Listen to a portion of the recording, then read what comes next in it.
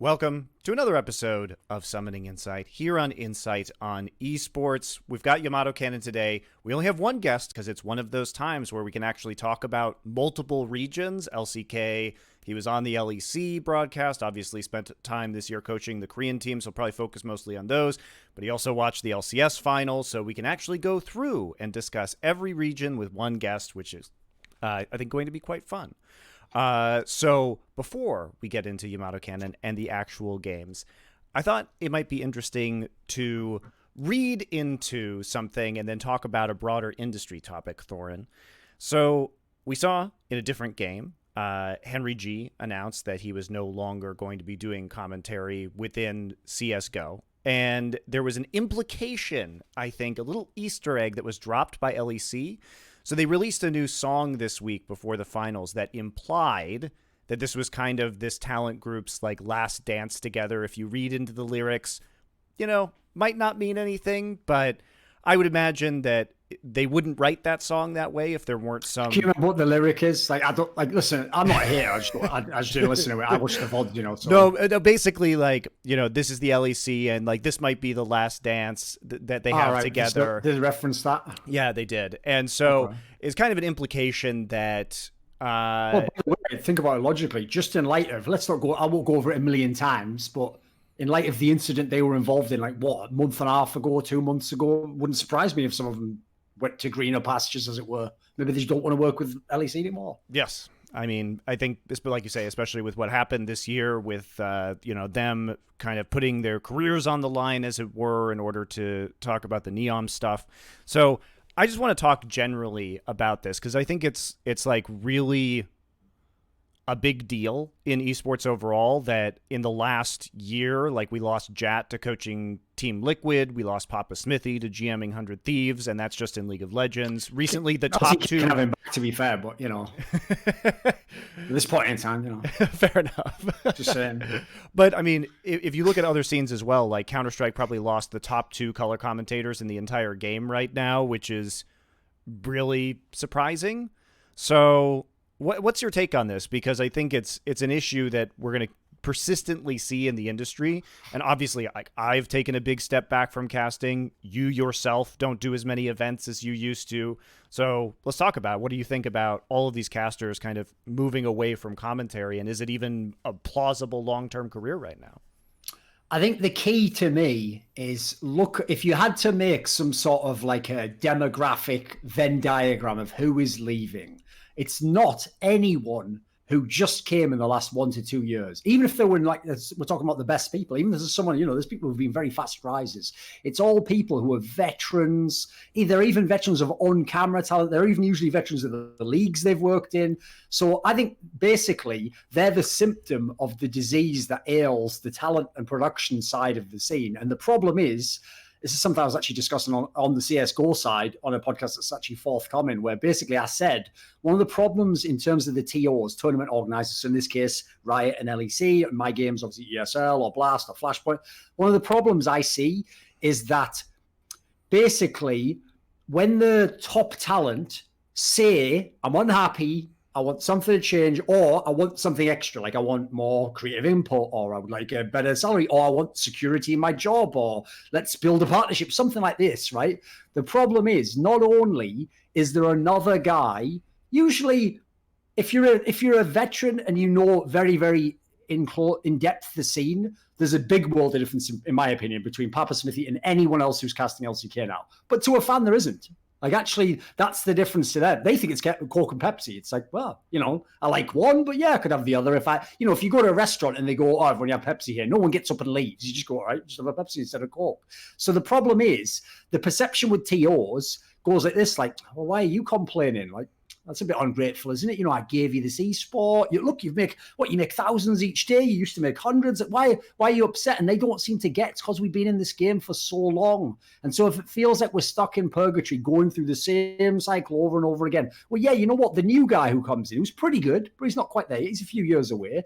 He hasn't had a chance to get jaded. He hasn't a chance to get all the sort of the wear and tear. So as a result, he's still in the phase, unfortunately, of thinking, this is cool, I can't believe I'm getting to do this. Wow, and I'm next to this legendary guy. So in my opinion, there's a cycle at play right now, which has benefited people in the past because you didn't need to be a 10-year veteran of on-camera talent. You did it for 2 or 3 years and there wasn't a future at the time.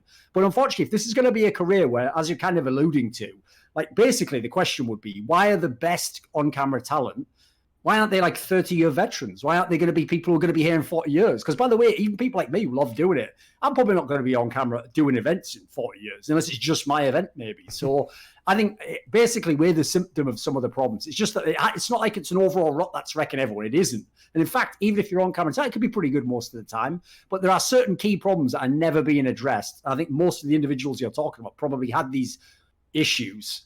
And until they're fixed, sadly, we're going to keep losing the top people. We're going to get the next ones up. And I have no problem with new talent coming in.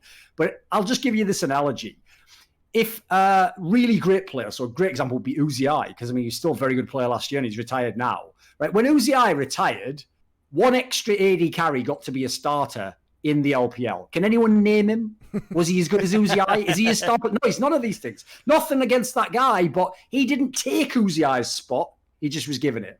So the problem is, that's what you'll see in all these divisions and all these leagues, unfortunately, is someone else will take their spot, you know, next in line. And by the way, more power to them. I hope they actually end up proving they were worth the spot, but they actually haven't beat them out for it. Whereas I would always want that. Like, if I'm a champion, I want someone to beat me and take the title from me. I don't want to be as retired and then you get the title. And you're like, I was a world champion too. It's like, yeah, I kind of had something to say about that. I mean, I think the other thing that is really troubling to me as somebody, and I'm sure you're in the same boat, who really appreciates the history of the game, is that when we lose these people who have been there for so long and kind of the rocks of the broadcast, we lose a lot of the storytelling and narratives that have been built up over the years. Because even if you have somebody who's great, and, you know, new talent is obviously wonderful to have because it injects, you know, something fresh into the broadcast, maybe a new perspective, you do need people who stick around for a really long time, because otherwise you lose perspective on the accomplishments of the teams or the accomplishments of the players that are involved, or the ability to weave narratives over a long period of time. And, you know, I've noticed this. You know, LS has been around the LCK, obviously, the entire time that I was in Korea. He was already there because he had moved there since he was in Brood War as a player, and he was heavily involved in the scene. But he kind of dipped in and out of being invested in the professional scene, let's put it that way, or he was, you know, coaching Gravity, or he was like moving around. And so when it comes to like digging into some of the original narratives, I think you know, it's a little harder for him to do that. And, you know, because they lost Papa as well, it's even trickier to have somebody who is like sort of the lore master of a league. And what's troubling to me is that the esports doesn't seem to value this at all. And I really disagree fundamentally with that perception that, oh, the talent is so replaceable, because you can't simply go back and, even if you were to go back and watch all of the VODs and participate, go back and read the Reddit threads at the time and kind of repiece together that history, it's very hard to contextualize it unless you were actually there living it and understood why something was particularly important that happened in that moment, or what this team's victory meant, or kind of the atmosphere that was around everything at the time. And I miss that. I mean, I do. And it really... You know, we've already lost out, I feel like, so much of that, especially in the LPL. We have none of the original people who were invested in the LPL invested anymore with Frost. It's probably the worst league for legacy people. It's got none, basically. Yeah, it's tragic. I mean, Raz obviously left, and it's not against a knock against the LPL, because I think the LPL cast has been pretty good so far this year. But it is a shame, is what I'm saying. And I just wish that people would prioritize, or tournament organizers would prioritize this more, giving people stability, because a lot of us, as we get older, need that stability, really, in order to exist. And I know that Henry mentioned that in his interview with Decay when he announced his retirement from commentary, because it's hard going year to year. And I only ever had 1-year deals at OGN in League of Legends, and Riot was extremely fickle with how they did my contracts for international events. It was event to event, wasn't even really there. I think there was one year that I signed an entire year deal for MSI and Worlds at the same time, but you never know how deep you're going at Worlds, or so your kind of compensation is always in question. And that's one of the reasons why I went to Overwatch League, because I got a 2-year deal, and they actually valued my advice and my input into the structure of the league. And when that stopped happening, then I left. But it is super hard, especially as people get older, start to thinking about having families, to really justify that. And so what happens is you lose them to all of these other team side jobs, and we've seen so many people go into team side employment now, whether it was Deficio or Jat or Moses or Henry G or me, because technically I'm still on team side because B site is owned by the teams, right? And I went to Cloud9 first. It's a bummer. And I feel like we lose, one of the things that I really enjoy about traditional sportscasting is that guy who's been there for 30 years, and being able to tell the story of a player's entire career, which is, 15, 20 years long, is amazing. Think of any great sport and they all have the iconic commentator. Could be like Joe Rogan in the UFC, could be Don Cherry in the NHL. John Madden even has a fucking video game. So hasn't he been dead for ages? Like, yes. He's not even around anymore, but he is football. You never see the name Madden, you think American football, you don't go, who's that? Matt, what is that? Is it a game about a guy? Is it like a guy who goes, no, it's American football. So you need those iconic aspects. Like, as you say, there's a few aspects to this. First of all, League of Legends fans have the most ridiculous cope about your time in the Overwatch League. That what happened was they just retcon history, that you were like kicked out of League of Legends and then you sort of like grasped on desperately to Overwatch, which repeatedly you said, never once said ever, was a bigger game than League of Legends. It was going to be a bigger game. You never said that ever in your entire career. Neither did I. That would be a ridiculous thing to believe.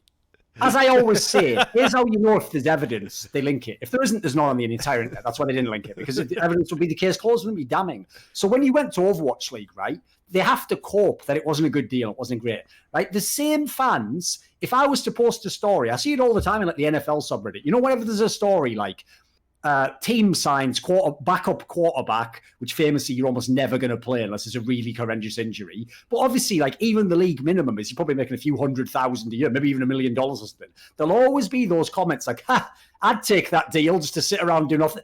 Well, Monty was making more than every single caster in League of Legends. Suck my dick. Yeah, he had the number one salary. If he came back in the league with that salary, number one caster in the world. So all the people you worship, Freak, fucking Jat, it doesn't matter, none. And their contract, nothing compared to his. And you know what? You know how their contracts are all good now? Almost entirely directly because Monty left and went to Overwatch League. It was the leverage he put. What I've always said is this. I use the analogy with you that I use in the comic book industry, right?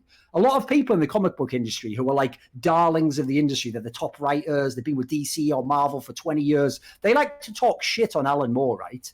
Not understanding every battle that Alan Moore lost with those developers is why they have a good deal. Because what happened is, it's called Big Brother syndrome. The big brother comes along and he fights with the parents and he doesn't like the way things go. And eventually, if it goes really badly, he's totally separated and he just goes away and now it's a broken family. But then if there's a younger brother, if the parents are smart, they learn the lessons of what they did wrong there. And they go, let's never let it get to that point again. If we lost that guy, we can't lose the younger son. And what they do is they hopefully apply the things they learned. And so what the problem is, if the younger son then turns around and goes, you could have had everything like me. It's like, son, you don't even know what you're talking about. My battles that I lost is why you won them all. Well, and what's funny is there are a bunch of other narratives, like you're saying, and it wasn't just about the money, because the cost of living when I moved back to the States went way up, and there's like a lot of nuance to that.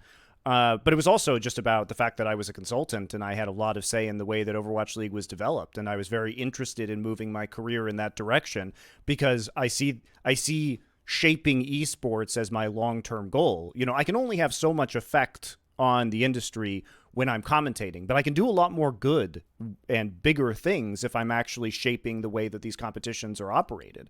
And so it was a good opportunity for me to do both, even though, there wasn't a chance that Overwatch was going to be, League of Legends player base is so enormous. Like it would have to be, it would be very unlikely that would happen. I think you just nailed there, though, another reason why people are leaving. They're not just being scared away from their positions. It's true. Listen, if you had better inducements or better situations, like you're more in control, maybe equity and things like that, maybe people would stay. But another reason a lot of people left to other jobs is because quite frankly, there aren't good enough people in those jobs. So you know what? I would imagine, I don't know what his situation is. I'm not friends with Jack. But if I had to speculate, I bet one reason Jack went and become a coach is he thought to himself, I could be a good coach. I could maybe be the best coach. You know, if I can get an offer, contender type team, maybe I do it. Maybe I'm the one who, instead of having to say this narrative every world's about, oh, maybe the NA team copy, maybe I can be there to change it. So I know with you and me, it's been the same thing. If you'd asked me 2 years ago, my ideal scenario was just get paid the most as the best analyst and do all the events I want. Now what I've realized is that's just like that's like reigning in hell. It's like, if the situation is fucked, just having the best job isn't good enough. I have to be the person who makes it into the environment I want. And then hopefully the guys I bring in never have to go through that. They're already fast-tracked to where I would have liked to have gone. Yeah, and honestly, like, I think the best work that I can do, I can be an expert on another game. You know, if I want to spend all the time grinding to film and make that my life, I can do it. But at the end of the day, I can help fix the producer problem in esports, which I've worked with so many absolute trash can producers in this industry who don't know the audience, who don't do a good job, who frankly are just collecting paychecks and don't really care. And I think that is the bigger evil that I'm trying to fight right now. But to go back to what you're saying, like, one of the other like great misconceptions about League of Legends and me, which I find so weird, is that people put the kind of like boycott that Doa and Papa and I did of MSI that one year and said, hey, no, you know, we're not getting, this isn't an appropriate rate. And the spin is this, which I find very interesting. Well, Monty wanted, you know, he was getting paid more because he was a freelancer, and that he wasn't comparing it to the salaries of the Riot casters. So let's put this one to bed. The salaries of the Riot casters were very low, and it wasn't about, you know, a certain level of pay or like consultants should be getting paid more, any of that. It was, the problem is that their salaries were so low that it was very difficult to get even a reasonable rate for me, notwithstanding anything else, for those events. And when I made the video where I talked about Riot's casters' situation and I left League, a lot of those casters' salaries like doubled. Okay? So some of them even went way up in terms of base salary while getting way more freedom, and some of them even went freelance and kept working for the same company. Almost every level they were able to get a win. Yeah, so it wasn't, guys, there is no narrative where this was me like not understanding how salary versus freelance works. Like, I totally get that. The point is that everyone was really, really underpaid. And that's changed. I mean, to Riot's credit, this isn't bagging on them now. They changed a lot. The players actually, or the casters do make good salaries now.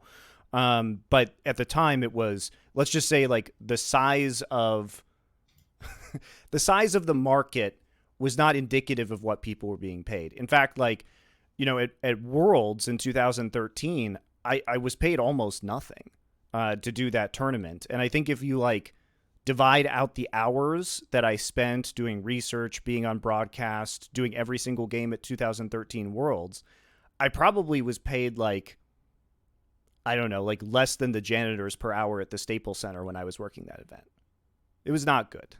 So there's a lot of work to do, and it is weird to be featured in a broadcast and have all this pomp and circumstance and millions of people watching and being at the Staples Center, and you're like, I'm getting paid almost nothing.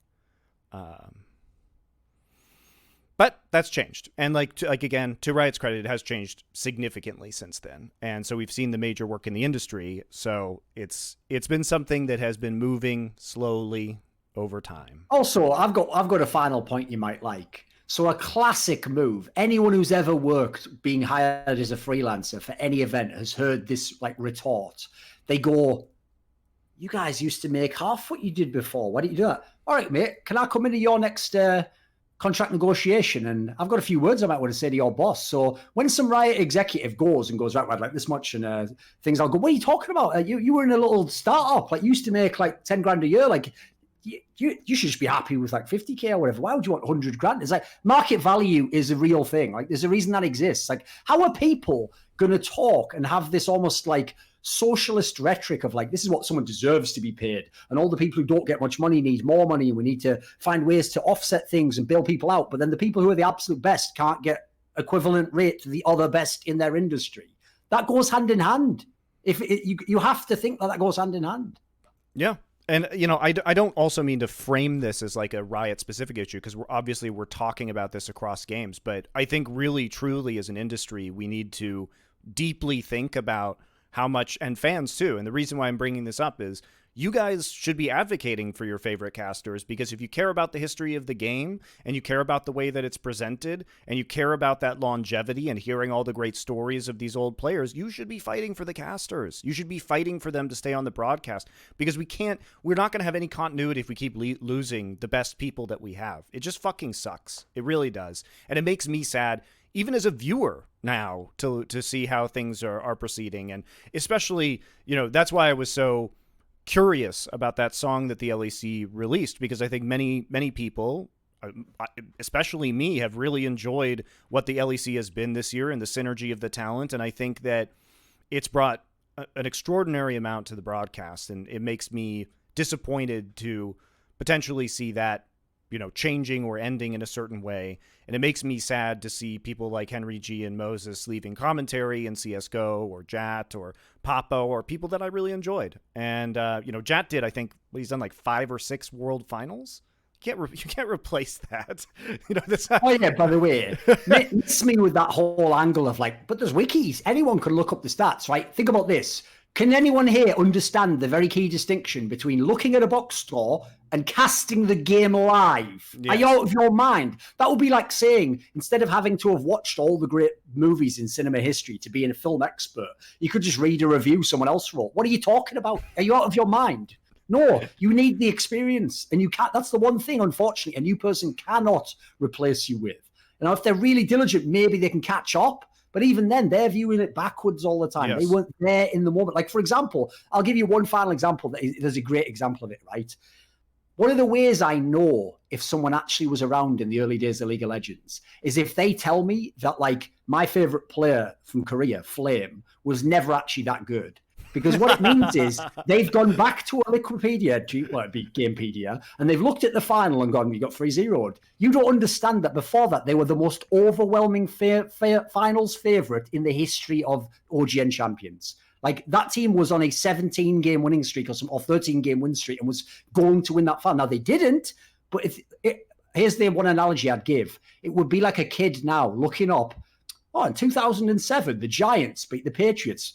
Fuck, that Patriots team's mad over it. What are you talking about? That's one of the greatest upsets of all time, you idiot. You don't know it's an upset because it happened and you're looking backwards. We're looking forward. So, yeah, the point is you can't tell the story in the same way unless you experienced it. I mean, there's value there. I was looking at the League Reddit the other day, and there was a post that was like, on this day 7 years ago was the Faker versus Zed Ryu. Yes, there we go. Yeah, the Ryu outplay. And, you know, it just brings up so many memories for me, because honestly, that was probably the most memorable finals of my entire career.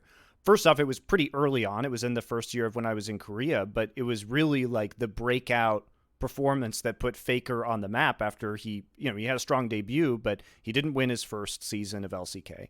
But it was really like, what people can't tell you, besides me and Doa, or the people who were literally there, was the experience of being there on that day, because there was so much going on. So it was first off, it was an outdoor final. And it was in the summer, and we were, there were probably like 10,000 people sitting outside. And what ended up happening is the casters, we were not protected by, the players were in booths, but we were just sitting in the open air. And there happened to be a massive rainstorm during that event. And so from my side, I'm sitting there in a tux in the rain, absolute downpour. And so Doa and I are just soaking, and production has to come and put plastic bags over the monitors that we're casting from. So we're literally casting this game in the middle of the rain, like frantically swiping all this water off the monitors. And it's a really dramatic series of events because the fans are out there soaked. And we were joking around during the broadcast and using the hashtag #WetForEsports. Like, Doa's like wringing out his tux, and you can see the water all like pouring off of it on camera on stream. But it was really a heightened experience, because it was first off, it was a reverse sweep. KT Bullets came, or KTB at the time, I guess, came in with some really interesting fast push strategies, and it was this battle between KT that was the less mechanical team, but they were the more strategic team, and then SKT, who was there with Faker and all this like individual mechanics and star power, and it was kind of like push comp versus pick comp, and it ended, the last game ended with that play, and it was just, I just have such strong memories of that because it was everything about it was so extraordinary, and the entire experience was just heightened because I was doing it in the rain in this very weird condition, and like overcoming that obstacle while casting and I was fucking so cold because I was just sitting in a soaking tux. But yeah, I mean, shit like that you don't hear about anymore. It's like, I can already tell this you just right happened, now. I'll give you a piece of context people don't know if they weren't watching that season about that final. Again, the weight of history. The problem with history is, like, greatness in history is like a black hole, and you can't escape the event horizon of it. So, for example, every fan, if you tell them Flash was the best StarCraft Brood War player, they're going to think he was just the best the whole time, and it was obvious from like day one. So what people don't know about that final is that wasn't a fight. I know now SKT won all of it in the Dynasty, blah, blah, they won Worlds. Like, that was like a coin flip final. Yeah. There was a world in which KT, as you said, they were 2-0 up. There's a world in which they win that, which, by the way, would have qualified them to Worlds. They didn't get to go to Worlds. Then they had to meet them in the bracket. Like, there's a million factors that you can never know. Like, I know now that we know that they win it, but that's the point. Back then, there was still uncertainty. Like, for example, as you say, that's a team that had never won before. I'm pretty sure everyone who watched this weekend's finals knows you can have a very good team on the rise and they don't get it done in the final. And a player who's amazing, I mean, I'll reference it now. I thought Solo was one of the best top laners of all LCS. If you just watch the final, you think he was terrible. You'd think he was a garbage player. That's the point. There's a different quality in the final. So unless you have that context, the result on paper tells you very little. It's what it hints at. It's what's the iceberg aspect under the water. That's what you need to know. Yeah. Well, let's get Yamato on. Let's talk about the LCK finals and his time in Korea to start off with, because I personally haven't heard a lot about how everything went with Sandbox and like his experience of being there. It's the kind of first Western coach to head over there. So we'll take a break for a couple of minutes and then we'll get back in with Yamato. Welcome back to Summoning Insight. We've got YamatoCannon on to talk about all of the things in all of the regions. Thank you for being one guest who watched everything this weekend so that we can accurately discuss it. Usually we have to split it up these days because, not that many people who are pros who aren't in NA are psyched to watch LCS. Gotta put that out there. It's not well viewed among non-LCS guests. You also, this is the thing I always say, you always watch a game differently than you study a game. So if you're an analyst in that region, you're having a million thoughts about it, and what does this mean, and all. If you're just watching the game for funsies, and then someone says the next day, "Oh, do you want to talk about it on a talk show?" It's like, I mean, what did I remember? I think it's an exciting team. Like, you're not going to enjoy it the same way, are you? No, for sure. But speaking of which, let's start with before we get into the LCK finals, let's do a debrief over your time in Korea. So you make this decision to go over to Sandbox, and what was your experience of coaching this team? How is it going fundamentally? How is the process of like translating everything? What was the dynamic that you had on the team? Well, the most frustrating thing was just the lack of time. Like the visa process was very slow, and I was very careful with how much coaching I did online because I didn't want the impression to come off as wrong. So I was mostly coaching my coaches and building the relationship with the coaches, and then pushing the players in the direction through them.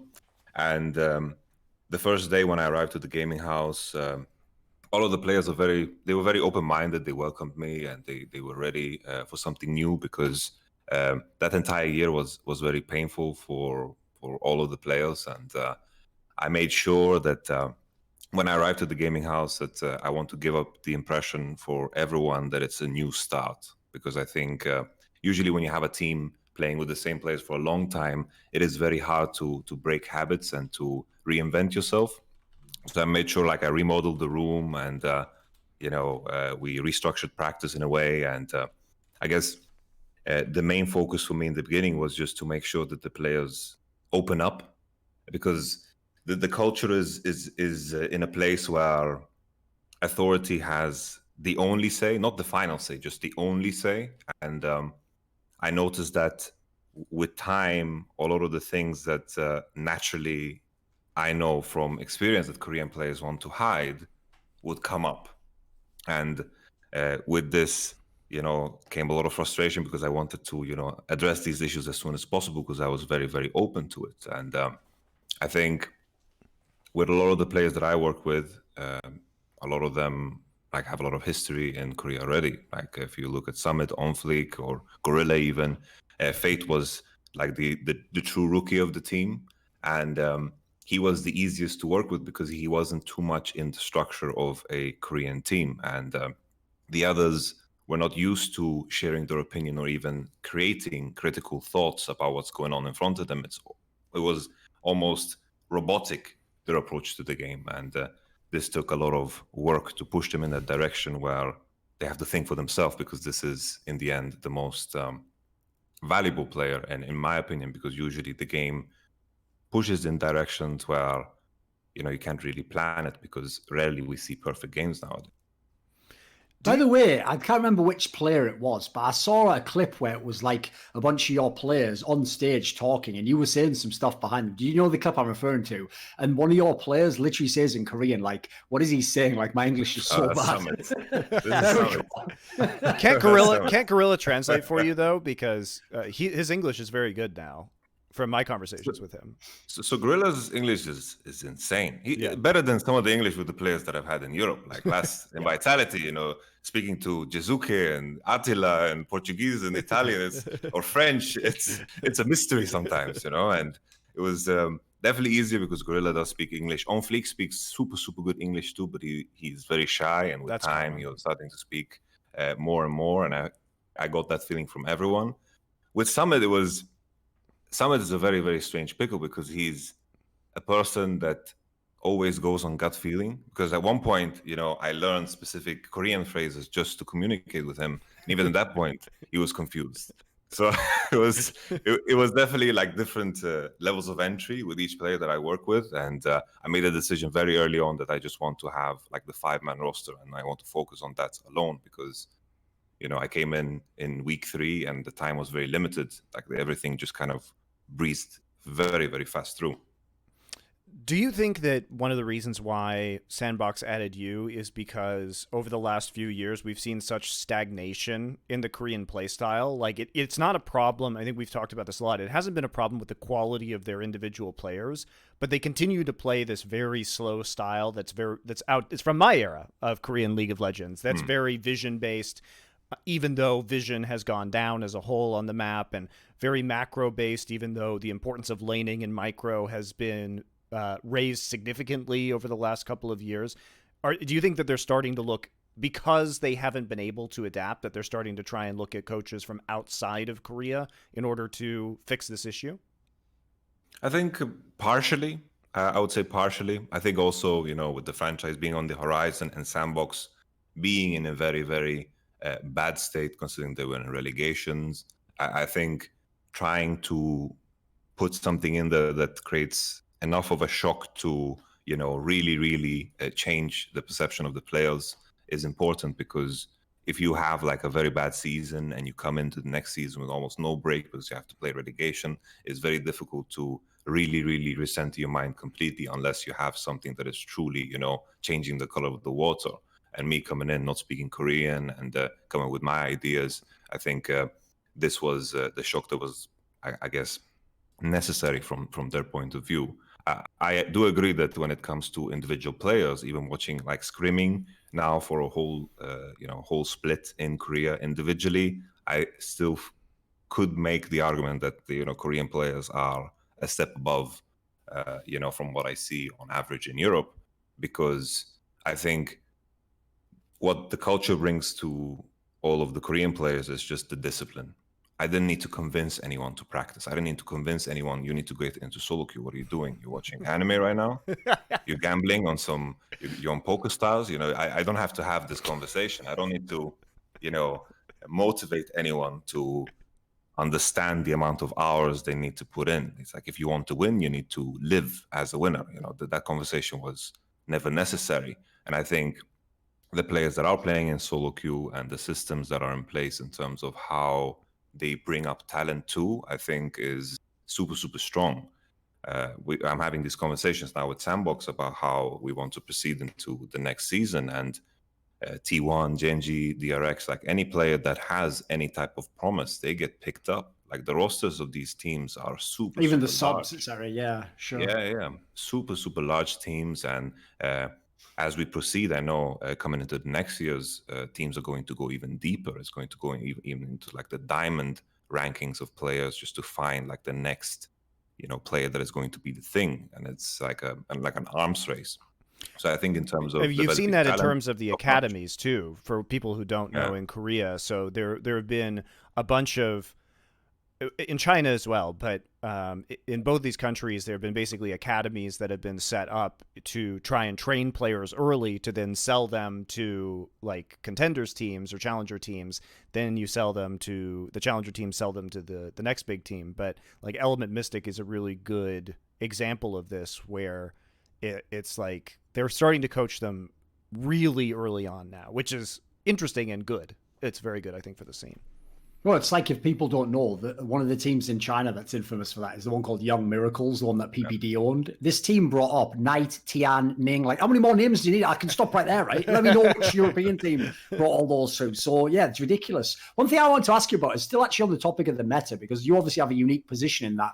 If you talk to these players, you get a sense of how they're seeing the meta, right? How do they understand League of Legends? And as Monty alluded to before, one area where I don't really get the sense as an outsider, and especially reading comments, like I often say, I love to read those Cloud Templar breakdowns of the scene, because I respect him very much as an analyst, but I see that he's still in some ways inside the bubble of like the Korean way of thinking, and his value judgments, that would be the key term I'd use, lean way more to the conservative. Basically, actually, it's quite similar to what in Europe you see with, if LS comments on something, often be like, why don't they do it this way? This is the proper way.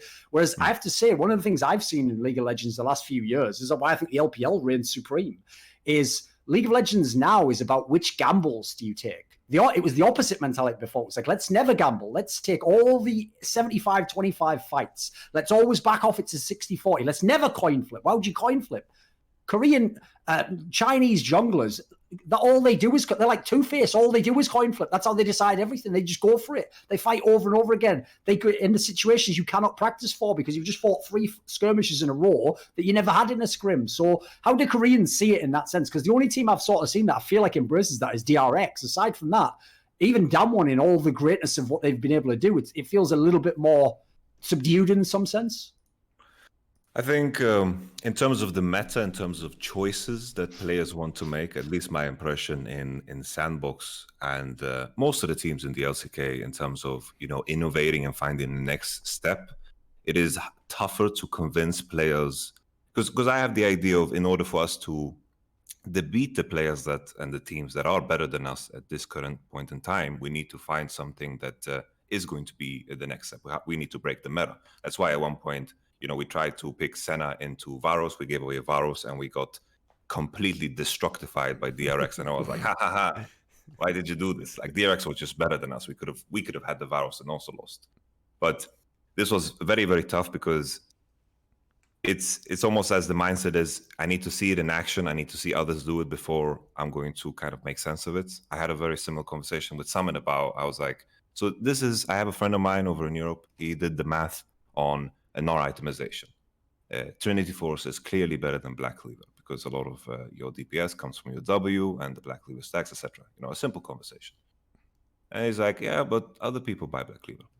That is the main thing all pro players seem to say, isn't it? Like it's always like this. It's like, well, Chovy does it. You can't beat that. Unfortunately, the shot does it. Or it feels good. It feels good.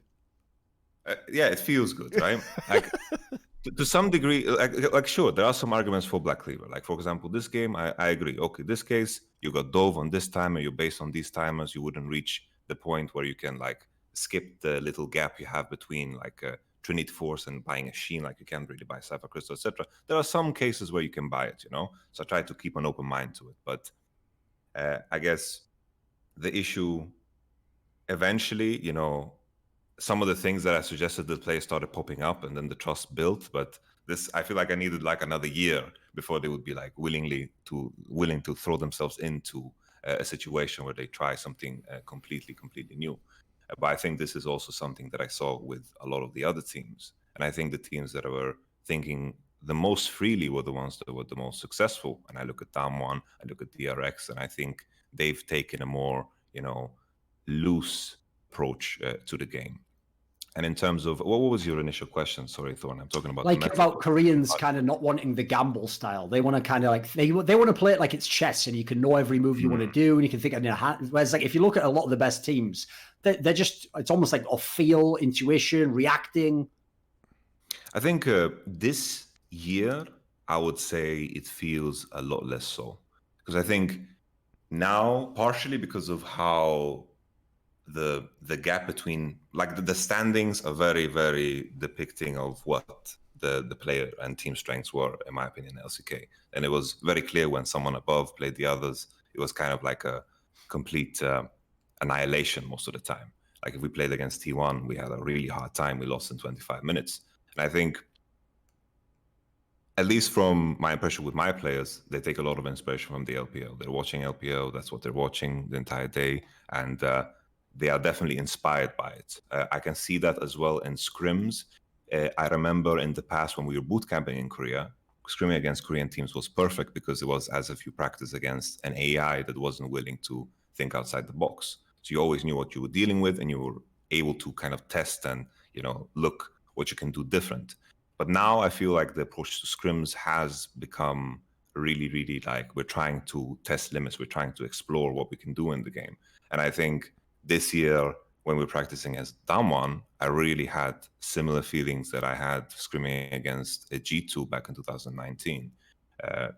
I think their approach and their strengths and playing against them, I really, really get the same feeling. I think it's slowly getting there. I wouldn't say the complete region is, there yet. I was really struck by how well Damwon played in this final. I so much of the game right now revolves around kind of pressure and item power spikes on champions, and just looking at the way they played a patient style, but they took the right fights. Let's put it that way. Like what was really I think striking to me was in that first game of the series, when they came to fight the third dragon, it was just everything was perfect. It was like, okay, so they have the Caitlyn. Caitlyn's farmed. The Caitlyn recall comes in at 1.5 minutes. Then they have the 2-item Caitlyn with the rapid fire cannon, then like the additional range coming in. They're playing in the Jhin matchup. So basically, Caitlyn's basically just a better Jhin at this juncture. And it was just everything. The setup was so beautiful. It sounds weird to say, but like the recall timings were so beautiful. And it was really DRX should not have fought that dragon fight because each team had a dragon. It wasn't like a super big deal that they gave it up, but it was like you could see the plan all coming together so well for Damwon and understanding exactly when they were going to be strong, exactly when and how to fight with their composition. It was just really, it was really good to watch. It was really good to see. It was very impressive because I think like just studying Damwon the entire split long, I think they are so mindful of how they need to win the game. And as simple as that might sound, you need players that understand how everything moves on the map. And now I got to work with, the Korean coach, and they have a lot of insider information about how players function because they speak to each other, and a lot of the Korean players are friends with each other. And with the addition of Ghost was previously on Sandbox, and he's a player that understands the game super, super well. Yeah, not you can tell. In a binary position where he's just playing AD carry. It's more about we have 5 players trying to win the game. And I remember the first time we faced Damwon, they picked Kassadin into Azir, and they threw everything. They made sacrifice, fell behind top, fell behind bot just to make sure that Kassadin is ahead. And as simple as that might sound, this is something that a lot of teams struggle with. A lot of players view the game from the lens of this is my lane, I am 20 CS up, I'm doing my part. But in reality, what is going to turn the game in your favor is might be something completely different. And this is something that G2 did so well, and I think did better than anyone, even though they had individually worse players. And I think was their biggest strength. And I think Damwon has the same thing. The best example is they had Draven into Kalista, but I'm trying to remember the specific draft, but there was something that was preventing them from playing into bottom side. Probably there was a GP top side, something like that. And just being able to play a Draven and not consistently, run it down and all in, because this is the mindset you're in, because you're playing that champion, is just the easiest example I can make for, I guess, the viewers about how mindful Damwon are about how and when they're going to win. And I think this is something we didn't see in any other region. It's very rare you see a Draven player play as patiently as Ghost did in that game, because you're so desperate to like cash in on adoration. I think he had 5 assists before he got his first kill, and he didn't die at all. So it was really, he didn't die at all up until that point, I should say. But it was really impressive to watch this team. And what was even more impressive to me was I thought DRX had a really good game plan coming in. I loved what they were doing. I think Pyosik, like they were trying to shut down Canyon. We saw these really good invades and like harassment from Pyosik the entire game. Like the pathing from Pyosik was phenomenal, I think, over the course of this series in terms of trying to slow Canyon down, taking his camps away. And yet the adaptation from Damwon, like how cool they stayed under that pressure, I think was interesting and really, I think, a good signifier of how much they have grown as a roster and how mentally stable these guys are when it comes to this. Like they looked unshakable in a situation where I think Pyosik would have been so annoying to most teams that I think another team would have made a mistake instantly about what was going on. Yeah, go ahead. I'll even say, like, to me, the most impressive thing is, like, because they had such a very dominant regular split, a lot of people are going to do that classic thing where they're like, well, obviously they should have won. They were the favorites. They beat everything, blah, blah, blah. They only lost to 2 teams, and those were the 2 teams they had a chance to play in the final. It was going to be Gen G or DRX. And if you remember that the last DRX series they played was that 3-game nightmare where they managed to lose, despite the fact they were in winning positions a bunch of times. That's a psychological wound when you play that team again. Like now you think like they actually were able to do exactly what you'd want, which is keep in mind like a mindfulness that we can't get drawn into that game. We can't play the DRX style because that's when we have a chance to lose. If we play the style we play, then we're at our strongest as we do against all the bottom teams. And then the other factor is, again, Damwon was looking like all the other teams for the last 3 splits. Like, you know what? In Korea, the last thing you want to do if you're the team who's never won LCK is come first place in that regular split because you don't get any playoff matches. You just sit in the final waiting for the team that's battle-tested to come and play you. And in the past, it was always T1 breaking everyone's hearts because they've all been in finals. They've all won championships. You're in your first final. Yeah, you were awesome in the regular split, but now, I mean, you're not on a stage in this setting, but you're under pressure. So it's all well and good, everyone assuming, well, because you were dominant in the regular split. That's the last 3, put it this way, Griffin and Gen G would like a word with you if you think that means you've just won the final already. So the fact that both of those aspects they overcame in the same match and then in fairly clean fashion overall, just sweep the final, it's very impressive. Yeah, it really, I think a lot of people will, if you haven't watched these matches yet, you might look at it and say, oh, well, it's just 3 games. It's a 3-0, and several of these games are like 30 minutes long. They're very fast games, and you might think to yourself, well, why would I watch this series? And the answer is, like, first off, even for 30-minute games, it's surprisingly close because I think, again, that DRX had a good game plan going in with how they're... Like, I don't think Pyosik is a great jungler, but I think that the plan around his Lilia was really good in this series, and I think the team, it was certainly something that they had designed coming in around him on this champion and the way the rest of the team was going to play around it. But if you watch some of these early games, you would think, wow, like DRX has a pretty good advantage here. They're really like controlling the map. And I found myself, because I knew it was a 3-0 because I watched it after the fact, and I came into some of these games and I'm like, this game's 30 minutes long and Damwon wins. And I'm looking at this, I'm like, how do they win this game in 30 minutes from this game state?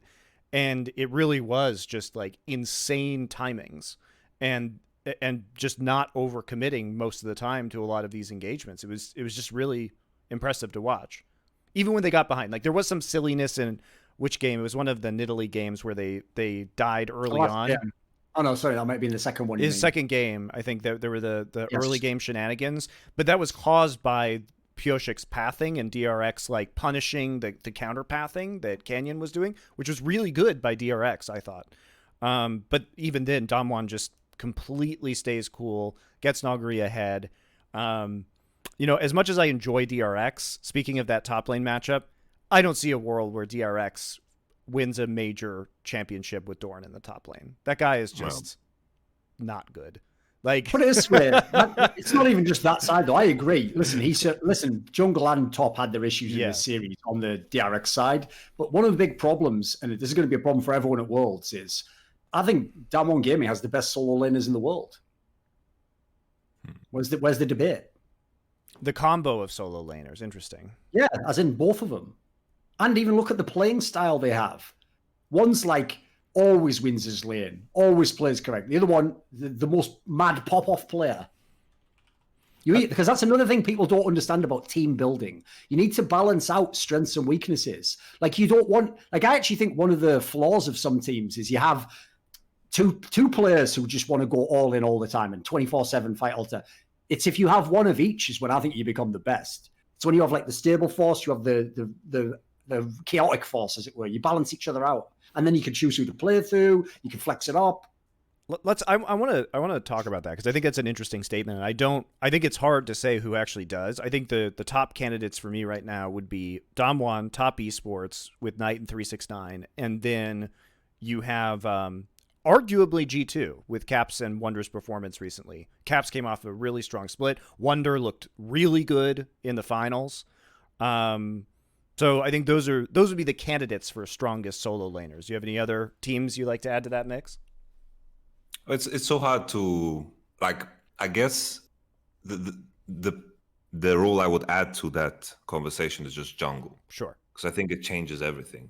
Like I think in the case of, for example, when I rate mid laners individually, I would put Chovy very high, but Chovy and Pioshik I would put rather low. Sure. The reason why I personally, for example, think BDD is overrated. I know he's the MVP. Well, he was going to be the MVP in like the last 2 weeks as well.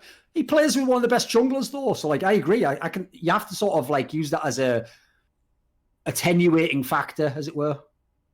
But I would say right now, like my impression now in the LCK was, you know, I think I voted Canyon as the MVP of the whole split because I felt like the gap between Canyon and every other jungle in the jungle diff most people he played, it was a massive difference because Clid had great games, but then he had terrible games where it was like, what are you doing, Clid?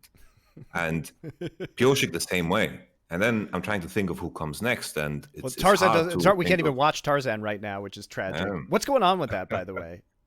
Apparently, shall I tell you the rumor? The rumor is he's going to play in LPL next year. Yeah. Supposedly, it's like it just didn't get done this split, and it's going to happen for next year. Bummer. By the way, that's the reason why it's so sad. First of all, if you think because they got relegated, he was back. Half the team had left. They're in DRX right now. Secondly, he was supposed to be in DRX, but he couldn't join because of the whole incident with his coach and what happened with the past team. And more importantly, you look at half the teams in the playoffs.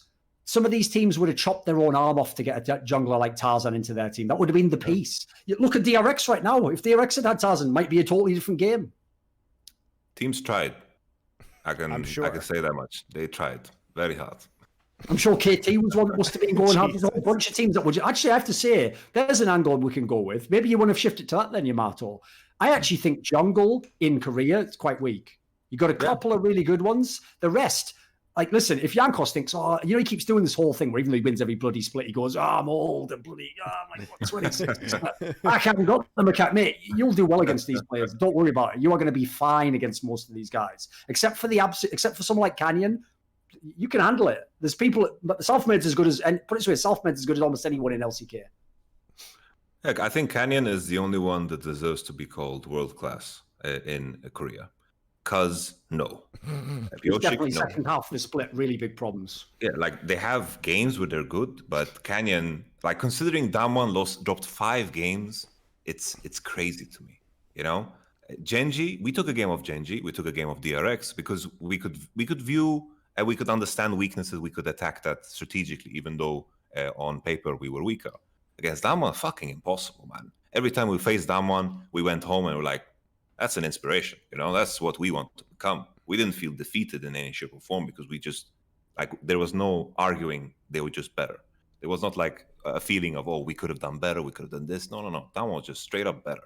And Canyon, same way for jungle. I don't think anyone in LCK comes close. I think even though I think when I look at Kanavi, Karsa, and Canyon, and of course SoFM, I know I'm forgetting the fourth LPL jungle. I'm trying to remember who it is. Peanut. These, I don't think. I feel like self-made Yankos, just because of the competition they've been facing, it's hard for me to picture them doing convincingly well into these junglers. I mean, I reckon they'll milk SOFM, but that's just me. It also sucks because so many of, if Tarzan goes to LPL as well, so many of these top tier Korean junglers are just not in Korea anymore, which, it's not that there aren't good Korean junglers. It's just that they keep leaving and going over to LPL, which is not so true of the mid laners now. It used to be very true of the mid laners and AD carries, but those roles I think have stabilized a bit in terms of staying in Korea. But it seems like the big, outpouring of talent has been from the jungle position, really.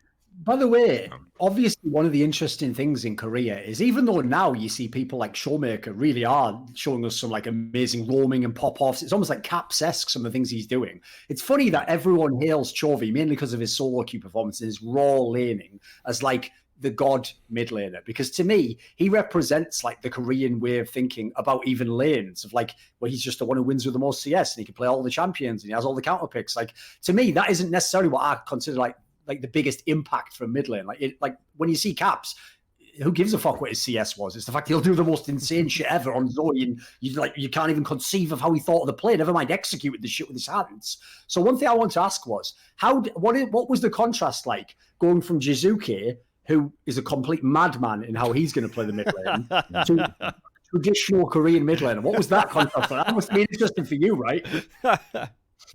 Well, I was very lucky to have FATE. I think FATE has great potential, considering this was the first like real split that he played. I think he was the player that I could push in a direction to think about the game and how to win the game. So, for example, if he was playing Syndra and he knew that the bottom matchup would swing the whole game, he would sacrifice himself to make that happen. And it was a great pleasure to work with him. But the issue was when he was too humble. He had almost a sense of too much respect when he was playing against BDD and Chovy and Showmaker. The nameplate disorder. Yeah. When he played against these players, obviously they are fucking good. Like lane phase wise, they are so good, super impressive. Because I would put them in the same box that you just mentioned, Thorin. Like I think if I put money on someone in a 1v1 tournament, I would put Chovy. But would I say best mid laner in the world? There's some argument there, because the way your team functions, that's important too. Because this was Damwon's biggest problem last year. They weren't really functioning as a team. And Showmaker was a fantastic laner, but he never really connected with the parts that made his team. People don't remember, Nagori used to be considered the best player in that team last year. It was like Nagori and Showmaker, they were just laning, and then Canyon was just doing his own thing, helping bottom, and it was just, they were winning. Like they were in the mindset where, in order for us to win the game, I need to pick Klepto and I need to win my lane playing Klepto. And they managed to do that many times, but they're going to reach a wall eventually. And the way G2 cracked them was Caps is just going to pick a matchup that pushes, and then he's just going to leave the lane. He just went top. And Damwon were like, well, why are you not laning against me? Come on, dude. Let me show my laning prowess. It doesn't really function that way. Dude, don't you find it so wild that the Koreans were just half a decade late in experiencing on one of the classic Summoning Insight moments when Froggen first encountered High, and he was like, why would this guy Roman miss 3 waves for a kill? Like, I got 3 waves off that, like, because that was the old way of thinking about mid lane, wasn't it? You farm up and you're a monster at the end of the game. Like, it's funny that they took like even more time to figure that out. Yeah. To be fair though, Chovy, I think in the best of 5 against Damwon, I think he had a very strong series. Yeah. Good series. Very strong mid laner, Chovy. No diss to him whatsoever. How did we talk about Fate? Like I was talking about I was how. asking about the contrast from going from Jiizuke to FATE. Oh yes. Because I feel like Jiizuke. That sounds like such a player like Jiizuke. That sounds like such Surely a you just- metaphorical concept. How do you go from Jiizuke to FATE? That we're meditating on the deep secrets of the universe, right? It is hilarious out of context how this conversation sounds. Anyway, continue. No, Jiizuke has, Jiizuke is the type of player that is always going to reach for perfection, even though, like our issue in our second year, just to give some context with Jiizuke, was that we came from the World Championship at this level, we wanted to get here. But the problem with how we managed our off season, we started at here. And that brought a lot of frustration because me, Cabo, Jiizuke, we wanted to get here, if that makes sense. And Jiizuke, for example, after the World Championship, we scrimmed against Rookie. He was like, if we play a match against IG, I will not be confident against Rookie. So he stayed in Korea and bootcamp for 3 months just so he can build his own individual skill up to the point where if our team is in a match against IG, that he would feel confident. And as a player, I think Jiizuke has the confidence and the idea of a game that can really push him towards the sky. But I would say the same thing about FATE. But FATE needs to conquer his own confidence, and Jiizuke needs to hone it in a way and recognize the position and the situation of the team. That's fair. I mean, I'm a fan of Jiizuke just because, for me, he's obviously a divisive player, but he's the kind of player that you can actually build a team around because he has a distinct style and very distinct strengths. And I like that about players. I like being able to understand and know kind of exactly what I'm getting and be able to kind of tap a unique skill set, which I think Jiizuke has, in order to build a style that teams are uncomfortable playing against. I hope that, if he comes back to EG or whether he goes somewhere else or not, that he gets another chance to do that. He's a very particular player, but I think he can work well in the right environment and the right roster. There's just this class of players that know how to win games. Like the reason I value Cabochard highly is because he knows from whatever position the game is in, he knows what needs to happen in order to win. Same thing with Jiizuke. He can understand from his position in the game what needs to happen in order for him to win. A lot of players lack this. They're playing and they are playing, but they're just going through the motion of playing. And they don't have the presence of mind in that moment to see, this needs to happen in order for us to win. Jiizuke tries to squeeze every penny in a way, and like the way he was describing to me how NA functions, it was shocking because he was telling me that with Twisted Fate on paper should be losing in most matchups. You need to have great team play in order to enable TF and then conquer the map. But he was getting prio with Twisted Fate because he was telling me that all mid laners in NA, barring Bjergsen at the end of Summer Split, were just going through the motion of playing the game. Like, I'm laning. That's what I'm doing. I'm not trying to win the game. I'm laning, I mean, that explains how Bjergsen can go even in every fucking zillion zillion matchup. How is that possible? How is that possible? I watch. I mean, we'll get into this. There's an entire fucking rant about LCS on the weekend. Jiizuke angle, though, I actually want to tag on something you said there, Monty, which is what's funny is when people see a player like when you say divisive, I would just say I think he's a stubborn player. But I think that ties to both of your points. It's because first of all, he's a very good player at his style, right? If I don't play my style, well, then how am I supposed to win the game? But if I play my style and I know my style better than anyone because I'm me and you're not me, then I can disagree with you, actually. You can say, oh, well, this is how, someone else in a different region is playing it. It's like, no, it's not how I'm going to play it, though, and I'm going to win the game when I do that. Tell you what, even though all the rhetoric in interviews is supposed to be about you're selfless, like, I just let anyone carry in the game, or, we give him the pick, or I just do whatever coach says. That's great for role players. That's how I want all my role players to think. I tell you what, I want my star player to say, I like to play these champions in this way. If you give me that, I'll win you the game. You can just give me that and I'll win the game with that. Because I tell you what, what's underrated about that is that gives insane confidence to the weakest player on my team. If he knows he doesn't even have to carry the game, there's another guy over there. He already told us he's going to win the game before we even played it. He said if he gets that champion, he's going to take it. That's amazing. Imagine how much fun it is going into the game with Rookie or Faker or Chovy, and that that they've got the pick they want and they dominate all the time. And you don't believe, remember, you can have You can have a lack of confidence in yourself. You have ultimate confidence in that guy. You know he's going to take over the game. That'll never show up on a scoreboard, but it's insanely valuable. No, for sure. I still am of the opinion that we are going to reach the point where only having 5 players that are star players is acceptable because of the intricate, like we are playing a game that is just numbers in the end, right? There's no players that are going to have different physical abilities. Everything is just so, everything can be calculated to some point. Just to finalize the point about Jiizuke and to add to the thing, I think, the stories that I heard about Jiizuke and how EG and like Irene, the approach that they had, like they tried to make him into an NA mid laner. And hearing that it breaks my heart. But at the same time, Jiizuke is trying to aim for the play that would work against the best players in the world, while a lot of the NA team approaches are, we're looking to win NA in the most consistent matter. And I think this approach doesn't get you far. And I think Jiizuke has gotten this from me because this is what I tried to push for in my players. That's why Vitality was as wild as it was, because we were trying to play the best possible way at all times. That's why it looked so goddamn dirty many times too, because that level of activity comes with a lack of precision sometimes.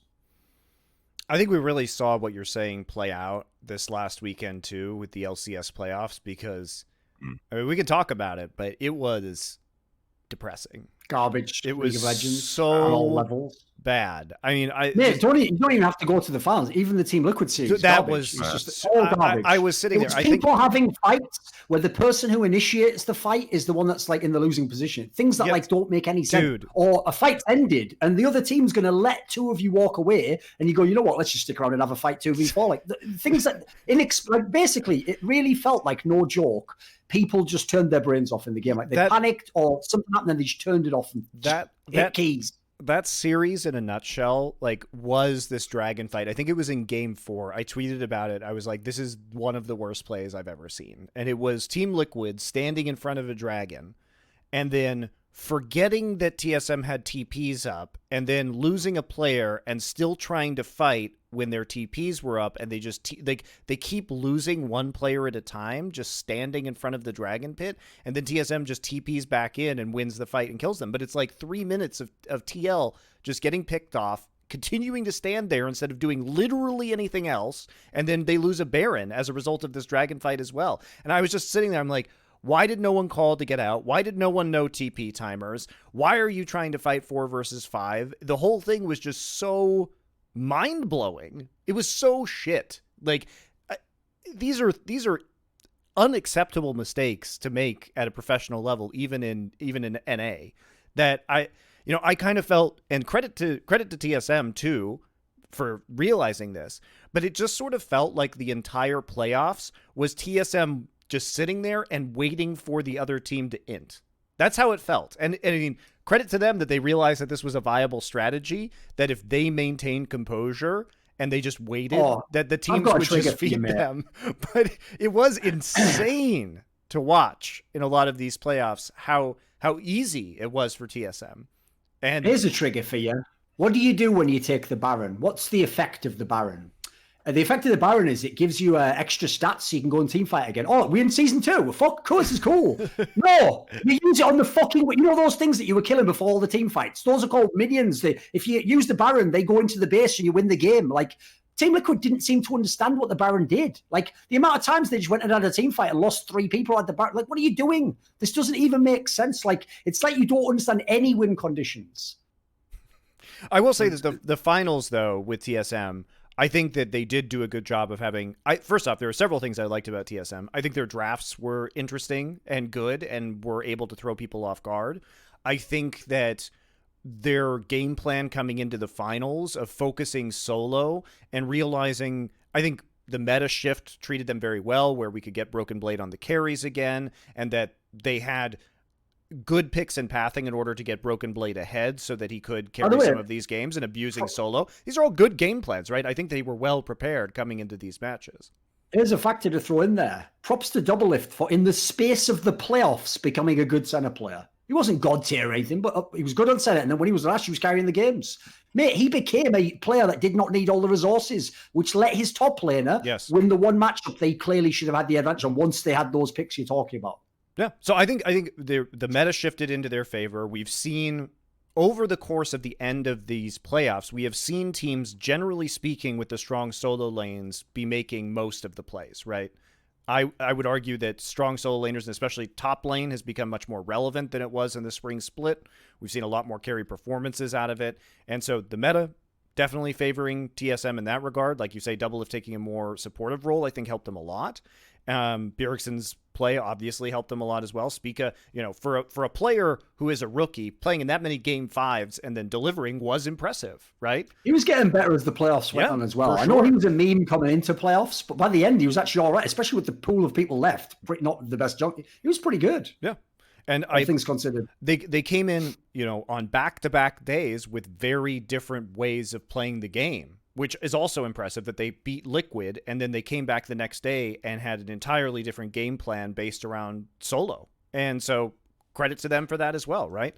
But overall, all of these positive things are there. But when we talk about a potential Worlds performance from North America, I didn't leave with a lot of confidence because so many of these lanes, like you're talking about, Yamato, okay, well, Bjergsen's great on the Zillion and the Twisted Fate. By the way, those were the games he won against FlyQuest in the finals, were on Zillion and Twisted Fate, which I don't think he should have ever gotten either of those champions, to be frank with you. But the lack of punishment on these picks that should not be going even or winning lanes or getting priority. Like, you think that's going to happen at Worlds when Bjergsen has to play people like Caps or Knight or Showmaker? Like, that is not happening, period. And if that's the way you're winning the game, is sort of by cheating the system in matchups that you should not be doing well in order to then take because the power of there's the power of Twisted Fate and Zillion is the way they warp the game, right? It's the way that Twisted Fate can be anywhere. It's the way that Zillion makes the entire enemy team play completely differently based around his ultimate. And so the other team has to adapt to those things. And that's where you get an advantage, right? Is because it changes the way the enemy team plays. But you shouldn't be able to use that advantage so early in the game, so effectively, be so well farmed, all of these other aspects. And that's just not going to happen at Worlds. So when I look at how NA teams are winning, I become very concerned about that performance. There's a million points there, Yamato. Sorry. Just pick what you want, mate. Pick what you want from that buffet. What was baffling, I always view teams and regions most of the time by, like, not the only thing, but I always look at two metrics, usually what you do is, if you increase activity, you decrease precision. And then depending on how good you are, you can raise both levels. So for example, LPL is I consider, of course, they have a lot of activity. So naturally there's going to be imprecise decisions. But in watching North America, at least for playoffs, I didn't watch a lot of the regular season games, especially after Jiizuke was benched. That was strange. Watching playoffs, I felt like, Flag was coming into it. I had higher expectations coming into the finals because I think what they did well was, I think Ignar and Santorin knew where to be. Mm-hmm. And that sounds very, very small, but this is something they did better than other teams. And with this, they were able to build better vision and fight around the dragons. So this was something that FlyQuest did well. I didn't see that at all against TSM in the best of 5 that they played. It kind of came back a little bit back in game 3-4, but just to bring it back to the point about activity and precision, you sometimes Team Liquid in the past, they were a very, very precise team, but the level of activity they had was almost close to non-existent. But their precision in their decisions was still very, very good, and they managed to beat any team. Like if TSM came swinging at them, they were like, we're 5k goal behind, but eventually we're going to win anyway because they're going to do something stupid and we're going to just win. And this is how they were winning the LCS for a very long time until, Cloud9 shook him up big time. NA, if I measure like activity and precision, it just feels like it's just completely all the way down for both metrics. And that's, it was hard to see. It was hard to understand. It was hard to understand if it's, tying that in with draft. It feels like there was a part of it that was mindful of that with the Zillion pick, for example, that you can get away with something and then just ban 2 champions and then, be in the clear. That to me is wild. Bjergsen is a fantastic Zillion player, don't get me wrong, but it's wild. But then at the same time, you have, Broken Blade playing Jace and being completely oblivious. Like Jace as a champion is a very difficult champion to play right now. It's not the strongest champion in the meta. I would not like, if I had there's not a lot of top laners I would work with that I would allow to play Jace, right, at the current time. And they're just playing Jace, and it's just kind of confusing. Like, why are you picking Jace? Are you kind of oblivious to what's going on? Have you watched playoffs? That was a bit strange to me. But then at the same time, there's mindfulness about it, but at the same time, not. And then I'm trying to look at the decisions that make sense. And in a lot of NA teams, there's like one player that I can like understand, I can follow. And it's like, this is, it's like if you're in a room, there's like this YouTube channel. It's like you have to you have to pick one guy out of the group. Like, this guy is a musician. Everyone's pretending to be a musician, whatever. And that's like an NA game, 10 players. And then there's like one player that makes sense. I'm watching Closer, the jungler play. I was like, this makes sense. There's 9 players that just fucking, I just don't understand. And this is the same feeling I got of Bjergsen, barring maybe the Team Liquid series, because I think that one was just, what the They fuck had a was few Core issues, JJ sure. Yeah, what was Core JJ and Tactical doing? Like, they were just playing terrible in contrast to what I was expecting of them, because that was where Doublelift and Bifrost, they just stonks, they just went up in value after that series. I mean, there's a lot of this. Like, I have a few things I wanted to talk about on the Team Liquid angle, which is like Team Liquid in the playoffs. I hope they go back and watch this and say, where was the team that was playing in the regular split? What the hell turned up in these playoff matches? Like, I saw someone say on Twitter, I thought they perfectly encapsulated my thoughts of like why these games were going wrong. It's almost like they got sick of being criticized that even though they were number one, that they were playing the style with no activity. Like you're saying, that they were the team again who we just play say, we scale, we win the dragon fights and we win the game. But at the end, no one gives us any credit because they're saying, that it's the opposite of active players. So it's almost like they tried to go the opposite way and show that they were going to be the proactive ones. Every time, they're not going to just use a Baron Thorin to just push a wave in. Why would they? Why not go and fight and why not greed in a playoff series of not, when you haven't even practiced it all split long? Then let's add in like another factor. That whole angle of like, this is where people will take a story and make a movie story out of it. So the story is like, Bjergsen's so sick on Zillion. Like, you've got to ban it against him. Here's the sad thing. Every NA team has to ban any mid laner who can play Zillion. And I know that because Jensen's Zillion was like 7 out of 10 compared to if Bjergsen's a 10 out of 10, Jensen was a 7 out of 10. And even he was playing against TSM, the team that plays with Zillion, and Bjergsen is triggering his fucking ult in a fight that they're then going to lose. Like, dude, you play with the Zillion. You never figured out what it was doing the whole time. So that shows me that it isn't even Bjergsen. It's that as you're saying, warps the game. And they don't know how it does it though. And so as a result, they're at a loss as to what they're playing as though that's like an Orianna that they're fucking, I've caught him. That's like, you noob. You're a noob. This is the final. You won the most titles ever.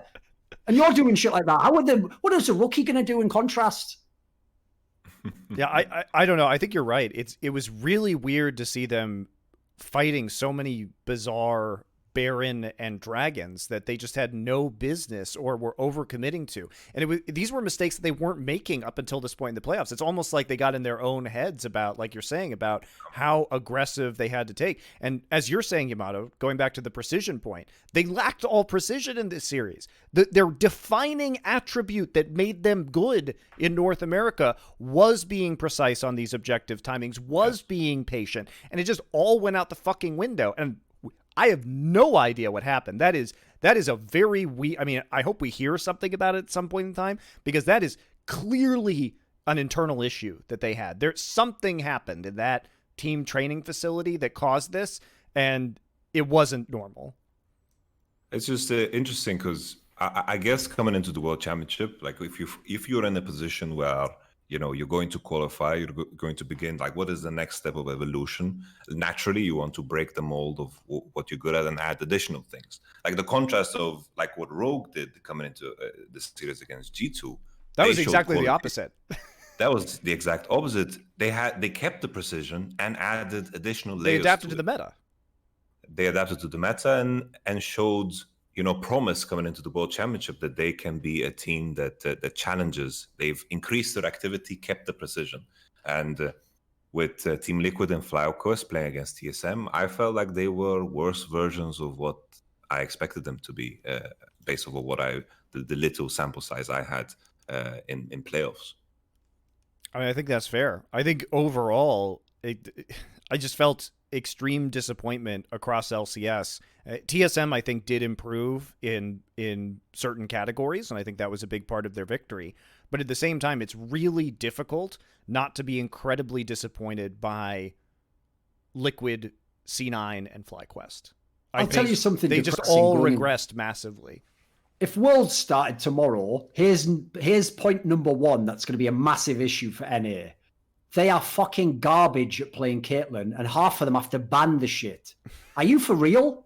Like, if you can get that in your top Korean or Chinese team, awesome. Let's take it. Let's win the fucking game. Let's put our AD carry and win the game. Like, these guys are terrible. And the fact that they're banning it, what is this? And look at Ghost on Damwon, too. If you want to see how to play Caitlyn right, go look at those games. If you want to see why Caitlyn is oppressive, go look at those games. Because you realize that they're first off, okay, she's going to do great in lane, right? She has priority in most matchups. She has pressure. You ban the Ashe. You first pick Caitlyn on blue side. You're going to be in a good situation.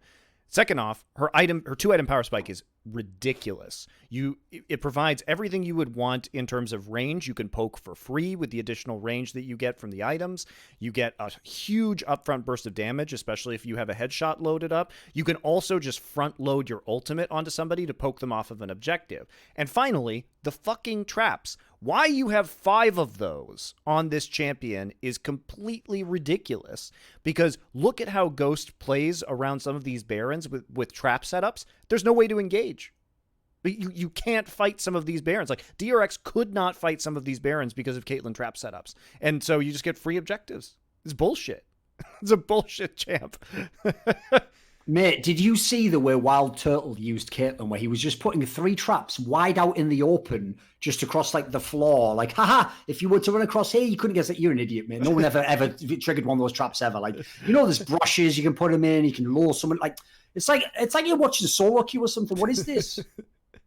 What are your thoughts on Caitlyn? Because, by the way, I consider them to have gotten it right for once. I think Jack was the coach of the split. When you consider he lost a massive name, the winningest player in the entire fucking region's history, and replaced him with a rookie, I thought he did an amazing job in the regular split. Finishes with the most wins, as you say, controlled style. It's like he understood, I don't have 5-star players, so I'm going to figure out where my strengths are, focus everything there, take all the weaknesses out of the equation, even if it means we're inactive and we have to let the other teams int into it. Yeah, let's do that if it wins. But the problem is then in the playoffs, like, they just Jekyll and Hyde it instantly and became terrible. By the way, that is probably I feel so bad for Jat, because that's probably the worst feeling ever as a coach. Because you figure out the system that works for your team. You're doing well. You've got this thing that's winning you games. You got a style.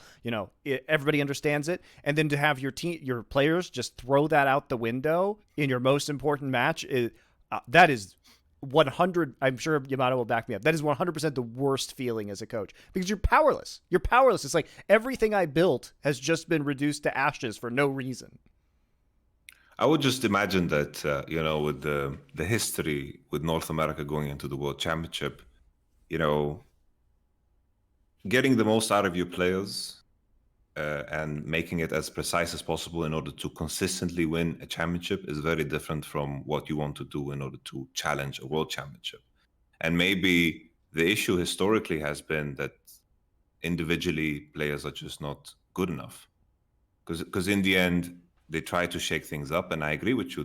They were making do with the pieces that they had, and then they try to level it up. And I understand that NA historically have this frustration. They come into the World Championship, usually the number 1 seed struggle super, super hard.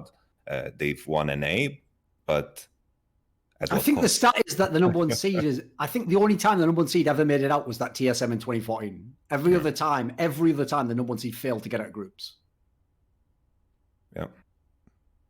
So let's talk about Caitlyn. One thing to throw out, you can keep going. Yeah, finish up the Caitlyn topic. Before we change it, what are your thoughts on Caitlyn right now? Because you brought it up, but we didn't. I went on an extended rant about how bullshit I think she is. I want to see what Yamato thinks, because like he says, like in Korea, that is a very powerful pick. I think Caitlyn is beatable. I think the issue with blue side, and especially coming from LCK, I think LCK was very, very sharp at defining what the bot lane meta was supposed to be very early on in the split. I think every other region except LPL, basically Europe and North America, were very, very slow to adapt. Like the Ashe didn't get played at all in Europe, and when it did, it was garbage. And I think there is a clear AD carry hierarchy. Like if I look at the ruler, as I think ruler is the best AD carry in the world probably. If I look at the ruler and he's my point of measurement, then I would say, if a ruler against a ruler, I would say Ashe can win against Kate at certain points in the game. Kate 3 items becomes a bit too oppressive, especially if there's a Mikael's in place. Cleanse gets a lot of value. I think Caitlyn scales immensely well. I think in terms of lane, I think she's beatable, but I think the timer and the point where she reaches 3 items, that is so common in every game that she is played in, basically because of the timers of when Soul Drake is active or when Baron is active. So that portion of it just makes her too strong. I don't think nerfs that are coming are going to change that, because I think this was something that could have been done with Caitlyn even before the buffs. I think it was just a question of perception when it comes to the whole player base. I'm not going to say that I was some genius that knew Caitlyn was good all along, but I think Caitlyn is going to stick around because of, she reaches a point where she's super strong in lane phase. There's no pressure that you need to gain something as it was in the past. Her lane phase is super strong, doesn't have any hard counters, and at the same time synergizes with very, very powerful supports that some of the other AD carries don't synergize with. It's also that she provides such insane objective control, right? Yeah. I mean, the traps are, you can't destroy them. So I think there's a problem here, which is that if you, like I said, if you're on 2 or 3 items and you have that additional range and you have a headshot loaded up and you have the burst damage from being charged, then the problem with Caitlyn is that I would, as a design principle, let me put it this way, I would not have a long range champion like Caitlyn with those traps. I think you have to have a trade-off, which is like short range but zone control, because for me right now she has so many ways to poke people off of that soul dragon. Like either you can't get into the fight because traps exist, or there's no counterplay to her walking up to you with a charge shot and just taking away half your HP, right? Or using her ultimate to just poke somebody squishy, and then you can't contest the fight. Like the combination of these things. Unless you can block the fucking. And by the way, there's another thing that LCS players do not understand. You guys not able to block the fucking Caitlyn ultimate? Is this a joke? The amount of times, dude, people were intentionally trying to block it and missing. But who are you, my fucking supporting solo queue? They're making another Matrix movie. It's ads, actually ads. Wanted. That was one way it curved round. Everyone is Neo in NA, I guess, dodging all the bullets. But that to me it's that combo that I find so infuriating, that she has the range and she has the traps. So she's like doubly powerful at these objectives, and the itemization the way it is too, right? It's tough. It's really tough. I think G2 showed a very good way of approaching Caitlyn, though. I think her biggest weakness is, Caitlyn struggles sometimes to fend for herself. Like the game where they gave Reckless Caitlyn, they had Ashe. Syndra is a champion that is very good into Caitlyn because naturally she outranges, and Caitlyn's movement is very, very slow. Like the way she moves around and her auto attack wind up is kind of abusable. That's why Blitzcrank is considered like really good into Kate, but Kate Morgana is just too good. I think the way G2 drafted against Kate was like, wow, this is fantastic. They had the Vladimir into top side because Whipple was very predictable in what he picks, and then they had the Syndra mid. The Caitlyn was the only reason they did it, and then they had the Ashe, and then all of a sudden Caitlyn is not going to be as OP as in other cases. Yeah, but it's tough. It's tough, Yamato, because you have to build that entire composition just to deal with the Caitlyn, right? So it's like they pick But one Caitlyn thing gets and then it first pick, forces right? you to pick like 3 things. Well, I think Caitlyn gets first pick. That's the thing. Sure. I Yeah, think yeah. just because she has to be first picked, that's what makes it doable. And I think Caitlyn is still going to be a big part of the meta. I don't think it's going to change because some of these champions, you know, Syndra is very unique in that way because Azir doesn't function the same way. Only Syndra fits that bill, if I think of it, you know, just spontaneously now. I'll give you an example also, like just to go back to some of the LCS matches of where I actually think, you know, famously, fans always think, like, why do players care about narratives? Like, who cares what a fucking storyline on Reddit is? Like, that shit gets into people's heads. And so, just like I said before, I think Team Liquid was almost like trying to prove, like, but we're not the things that we're really strong at. We're also good at the other things, which is a very weird way to approach a game. It's like, listen, if someone doesn't like your style, have at it. I'm doing my shit. I'm going to be me. Because the one thing I thought in this was, this is where, like, I actually think the weight of history ruins the moment, right? If you watched up until the part in Game 4 when Team Liquid loses, right? Sorry, was it Game 3 that he played Zilean? Which game was it that Jensen played Zilean? Do you remember? Game 4. That was the one I was talking about. Game 4, right? I think 2 things in this game. One, up until that point, Jensen was outplaying Bjergsen. The guy who's 1v9 the whole playoffs to this point in time, he's outplaying him, his main rival, and he's about to beat him while he's got double lift back. Now, that is the ultimate shit talk swag. If you can go, everyone said I was worse than this guy.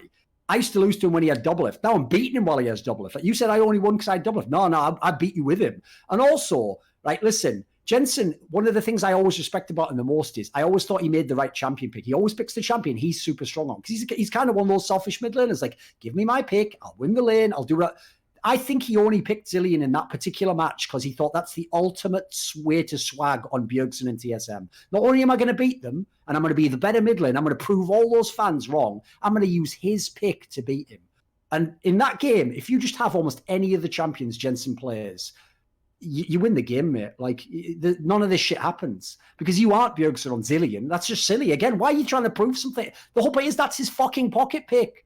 I don't need to beat you on your pocket. I'm not fucking Daigo trying to, like, beat you at your strong point. I'll take wins, mate. I'll just beat you at your weak point and take the championship. You can still pull that under what was happening. I agree with you. Your strength. You could. Here's why that's not like an outlandish comment to make. I mean, look at all the shit that Jensen was saying prior to these playoffs about Bjergsen and TSM. Bjergsen was clearly in his head. Yeah. And people will say, oh, you know, that's a bad thing. But I agree. You know, in some ways, he's using it as competitive fuel to get him to hype himself up, right? It's not, people view these things the wrong way a lot of the time. It's not that these players are somehow like haunted by the, you know, it's not like Jensen was haunted by Bjergsen and that was decreased. I mean, in this case, it might have decreased the quality of his play, but a lot of the time it's these players get themselves fired up this way because they really want to win and put them in the best competitive state. Now, kind of a double-edged sword, as you can see, but I agree. If the question was, does Jensen make that pick if he's against any other opponent? I think the answer is no. I'm not too sure. Like, historically, Jensen has played a lot of Zilean. He has. Like, he has played He's a lot. He's played 14 games in his entire career. Which is a lot, I feel. Oh, it's a stupid champion, of course. Yeah, it's not like it's ever the meta champion, is it? And then to tie it into NA, like Zilean seems pretty OP in NA, so there might be reasons as to why to pick it. Like, I know Yamato? Jensen, and I don't think he would be like I'm gonna fucking swag on this guy. Yeah. Okay. I mean, we'll never know. Probably we'll never know. Will we? Yep. I do know when I saw in that Game 4 though, and it was horrendous play from Team Liquid. So that was the worst. That was the worst game in my opinion that they played in the entire. And as Yamato said, remember Team Liquid was fielding the MVP of the LCS, Core JJ. That was even one of the arguments people were using to denigrate Jensen. It's like, who cares if you're the best mid laner, the best player on your team's the support. That was an area where that was another storyline, right? Not only are they going to beat double lift, but his old laning partner is going to say, I was the MVP in that fucking lane anyway. Not in this bloody series, you weren't, mate. Well, Core JJ was invisible. Like, I think, like, people use this best of 5 as a settlement of the Bjergsen Jensen debate, but I was even surprised that he got the MVP. It felt like a narrative thing more than anything, just because of the build up of Jensen playing against Bjergsen. I think it was just bot gap, and that was super surprising considering tactical and core JJ looked very, very good. But then again, this playoffs was so weird to me because I think it was kind of just rolling a dice, and then TSM just kept their cool just a little bit better. And I think if you run back the same best of fives, they could fucking end. How many game fives did they play? Like 4 or 5? Hey, bearing in mind, we're talking about a Team Liquid series, which obviously, like, Team Liquid was in position to win. TSM didn't have a single clean series, which, listen, they were the better team overall. Fair play. We give them that. But none of these, by the way, the entire range of teams, no, obviously they beat Dig 3-0, but I don't count that because Dig should never even been in the fucking playoffs. But after the Dig one, every GGS one was a nightmare. It was all to the end of either you getting thrashed or it's to the game 5 and you get pushed to the limit. Like, TSM was better, but it was a really, really messy set of games every series. And yeah, I think going back to what you were saying, Thorin, about how Liquid forgot how they wanted to play the game and tried to do something differently. We saw the exact same thing with Cloud9. The only series where they looked like Cloud9 was in the EG series where they changed to having the bot lane priority and playing around their bot lane. Every other game, they're just fucking playing Ezreal Yuumi or some shit that never worked for them. And I think what's extra depressing when you take a step back and look at it about the LCS and about NA is that it feels like Cloud9 and Liquid got ahead of themselves and were thinking, well, we can't just play this one style and do well at Worlds. And that's true. That is a true statement. When you want to make a deep run at Worlds, you cannot just be one-dimensional in the way that Cloud9 was at their peak this year or the way that Team Liquid has been at their peak this year.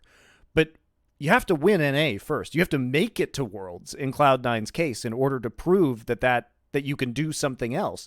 And the way to do it is not by trying to switch up your style in the playoffs when you have already proven by getting knocked into the loser's bracket that this isn't something that's going to work for you. When you enter that loser's bracket, you just got to do what your strength is, period. There's no other option. And I think that we saw both Cloud9 and Team Liquid take a step back from that and try and play in a way that was suboptimal for them in the hope that they could get better at it in time for the World Championship. And, well, Cloud9's not even going now. So I think it's tough. Do you have a thought on that, or do you want to switch topics? I've got another topic here that's a spicy one. Just to add to Team Liquid and just my view on it, and C9 as well. I always, as a coach, I've always had the approach that, you build a foundation and then you go upwards. Sure. And it felt like C9 and Team Liquid almost felt the need to break everything to build something newer and better, just because of the point where you realize, oh, this is where we are at. How do we get better? And they were Icarus. They Icarus themselves, basically. Exactly. Yeah. That's the best example. Yeah. Right. Here's the spicy topic. Here's how you know that someone's career is having issues, but people don't even expect more of you. Notice how we haven't said the word Broxah in this entire discussion.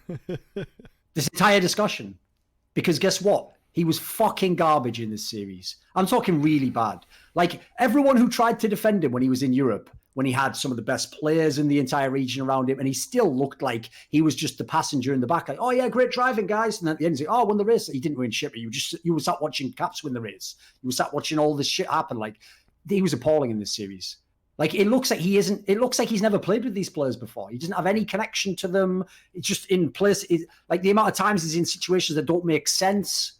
Half the champions, he plays a lot of champions, can't actually play them in the colloquial sense. He just locks them in champions. Like, I don't even understand what's going on. Like, if Team Liquid had won the LCS, the first thing I would have done is be like, how the fuck is this guy winning more championships doing nothing? I just feel like Broxah is almost Team Liquid incarnate. Like, I feel like, he, like, before he joined Team Liquid, the way I viewed Team Liquid was like, okay, they don't have that much activity, but they are precise. And the tricky part about Broxah was, even in games where he's super ahead, it didn't feel like he was too ahead. He never smothers the other jungler, does he? He never wrecks them. He never fucking buffs them. Or never does any of that shit. It's like he goes, cool, I'm ahead. I'll just chill on this as well. What was and I think and I think just to finalize, like I feel like Broxah on an individual level had more than usual better performance, but just because of how Team Liquid usually play and what they did in playoffs and also in regular season, just with the connection of CoreJJ and Broxah, I was gonna and say how they play, I felt like just because the bot lane is bad, Broxah was like a headless chicken, because that was very similar with Fnatic too. When Fnatic was having struggles with their bot lane, Broxah was also kind of taking a passenger seat, because Fnatic was pretty much you play through bottom side or you will have no success at all. So I felt like, you know, Broxah was the perfect player for Team Liquid to pick up if they want to continue down the same trend, if that's the idea. You know? Because think about this, right? Listen, like I said, when he came into the playoffs, I thought Spicker was a meme. I was like, this guy's never going to be on the top. Like, in fact, he's probably not going to the LCS next year. He's done for him. Like, you know, he's been TSM'd again. They fucked another young jungler and he's done, right? Well, I'll tell you what, he was out jungling over a whole series heavily, a guy, and even picking fucking weird picks that are super hard to make work, like Shen. And he's doing this in like clutch games versus a motherfucker that was in Worlds Finals, has been in playoffs of MSI, has won the split in LCS, has been in all the fight. Like, are you kidding me? Which, if I'd have took the nameplates off and said, which one of them's the rookie who's never played and wasn't even supposed to be here today? You'd never get it right. You'd never get it right, guys. Which is a big compliment to Spica as well. But absolutely, I agree. People, okay, to go back, I think that this exposed Broxah in certain ways, because now we know what happens with Broxah when CoreJJ has an off day, and it's not great. I think Broxah did have a good Trundle performance in this series. I think what really did it for me, which I thought was just another point in this series where I was just face-palming, was in Game 5. And Broxah's trying to dive the top turret against Broken Blade's Aurelia at Impact. And the wave, you know, Broken Blade does a good job of managing the wave so that it makes it take a long time before the minion wave hits the turret for the TSM turret. So basically, Broxah is just sitting up there waiting forever on this Graves. And he waits so long that Spica and Biofrost literally walk across the entire map to get to him by the time that actual gank occurs. And for me, looking at Team Liquid, the way they tried to force plays in that series was absolutely wild. Like, no jungler in their right mind, and maybe it was Impact continuing to call for him, would have just said, yeah, stick around here, stay, we're going to kill this guy in topside. Because it was such a waste of time, and it was such a sloppy play that was, I don't know. I was just like, what the fuck is even happening in this game? And remember, this guy is using an import slot.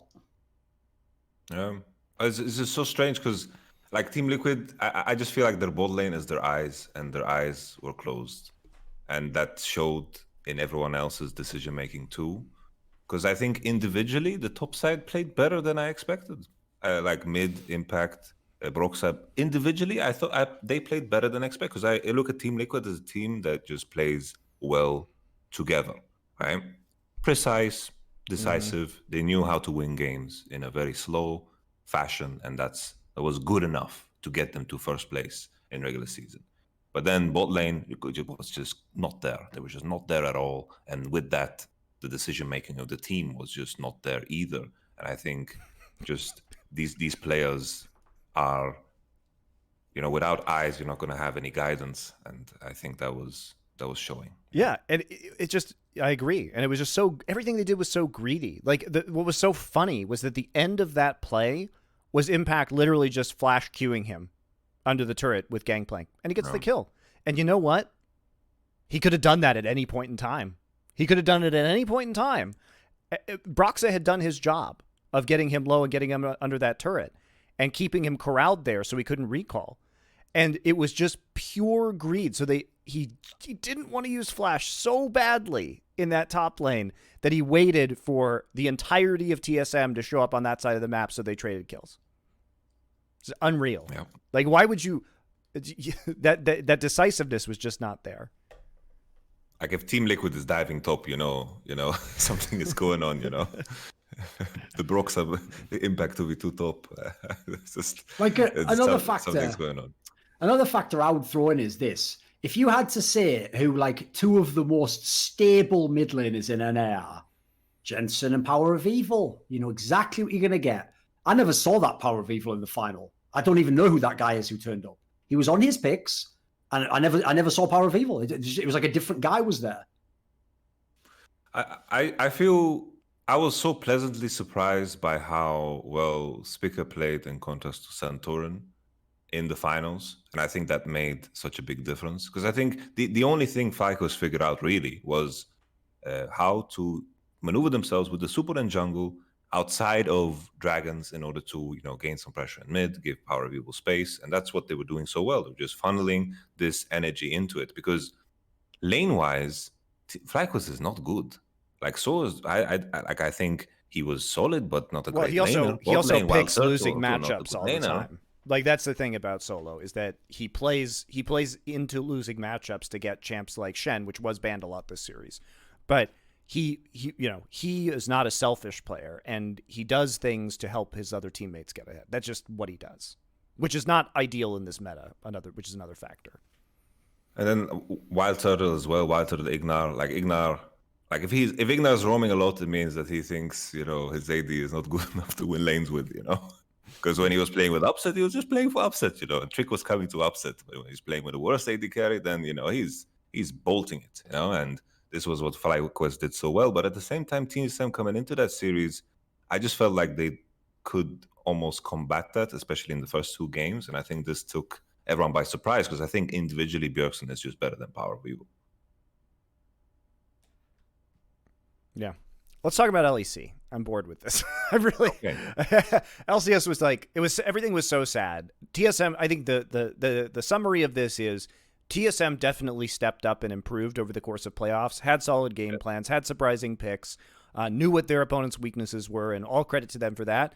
But a big part of this was, how did C9, TL, and FlyQuest all get worse in play? How did all of them look terrible? What? This isn't the time for teams to take that giant step back or do the exact opposite of what was working for them, and I think it was a pretty big failure. So let's talk about LEC, because on the other side of that, and we alluded to this earlier, was Rogue completely getting owned in the early parts of the playoffs, and then turning around, completely changing their style, being much more relevant to the meta, and taking that big step forward in a great way. And that was exactly the opposite of what we saw for the most part in NA. So I don't think Finn is good enough to win them a title. I think if my takeaway from that was Rogue played well, but I'm not sure Finn is the top laner in this meta that's going to lead you to that championship. And I think that was a big factor for them. The difference between him and Wonder was probably the deciding point of this series. But otherwise, I think Rogue gave me hope that they could look good at the World Championship. I think Put it this way, all of the games that Finn won were on, and he thinks he's a carry player. Case closed. Like Alfari to Rogue, please. Alfari to Rogue. Anyway, it's tough. The first series for Rogue, I felt like, looking back at it, I don't think, they were like, Rogue was running it down because they were trying to play top 2v2 with Renekton Sejuani, and I think Fnatic 10.16 saved them. Like, they were coming into playoffs limping. They barely got in there, 9-9. G2 the same, but you don't view G2 the same way, because the atmosphere there is going to be in the right place to figure stuff out. With Fnatic, it's always a bit of a question mark, right? And Fnatic come into playoffs, Lucian getting buffed, and Evelyn in the picture, Hecarim being in the picture. They were given a free series because they figured out the patch super, super well against Rogue. And Rogue were coming into that series completely unprepared, and they switched that up. They realized, we need to pick these champions up, and they did it quickly because the roles that need to adjust, they have strong players, and Larson and Inspired. Coming into Mad Lions, they didn't learn the lesson that Rogue got. They tried to play fucking old crap, and they got rolled over by the Evelyn and the Hecarim. It was just the same series, Fnatic against Rogue, which was super, super surprising.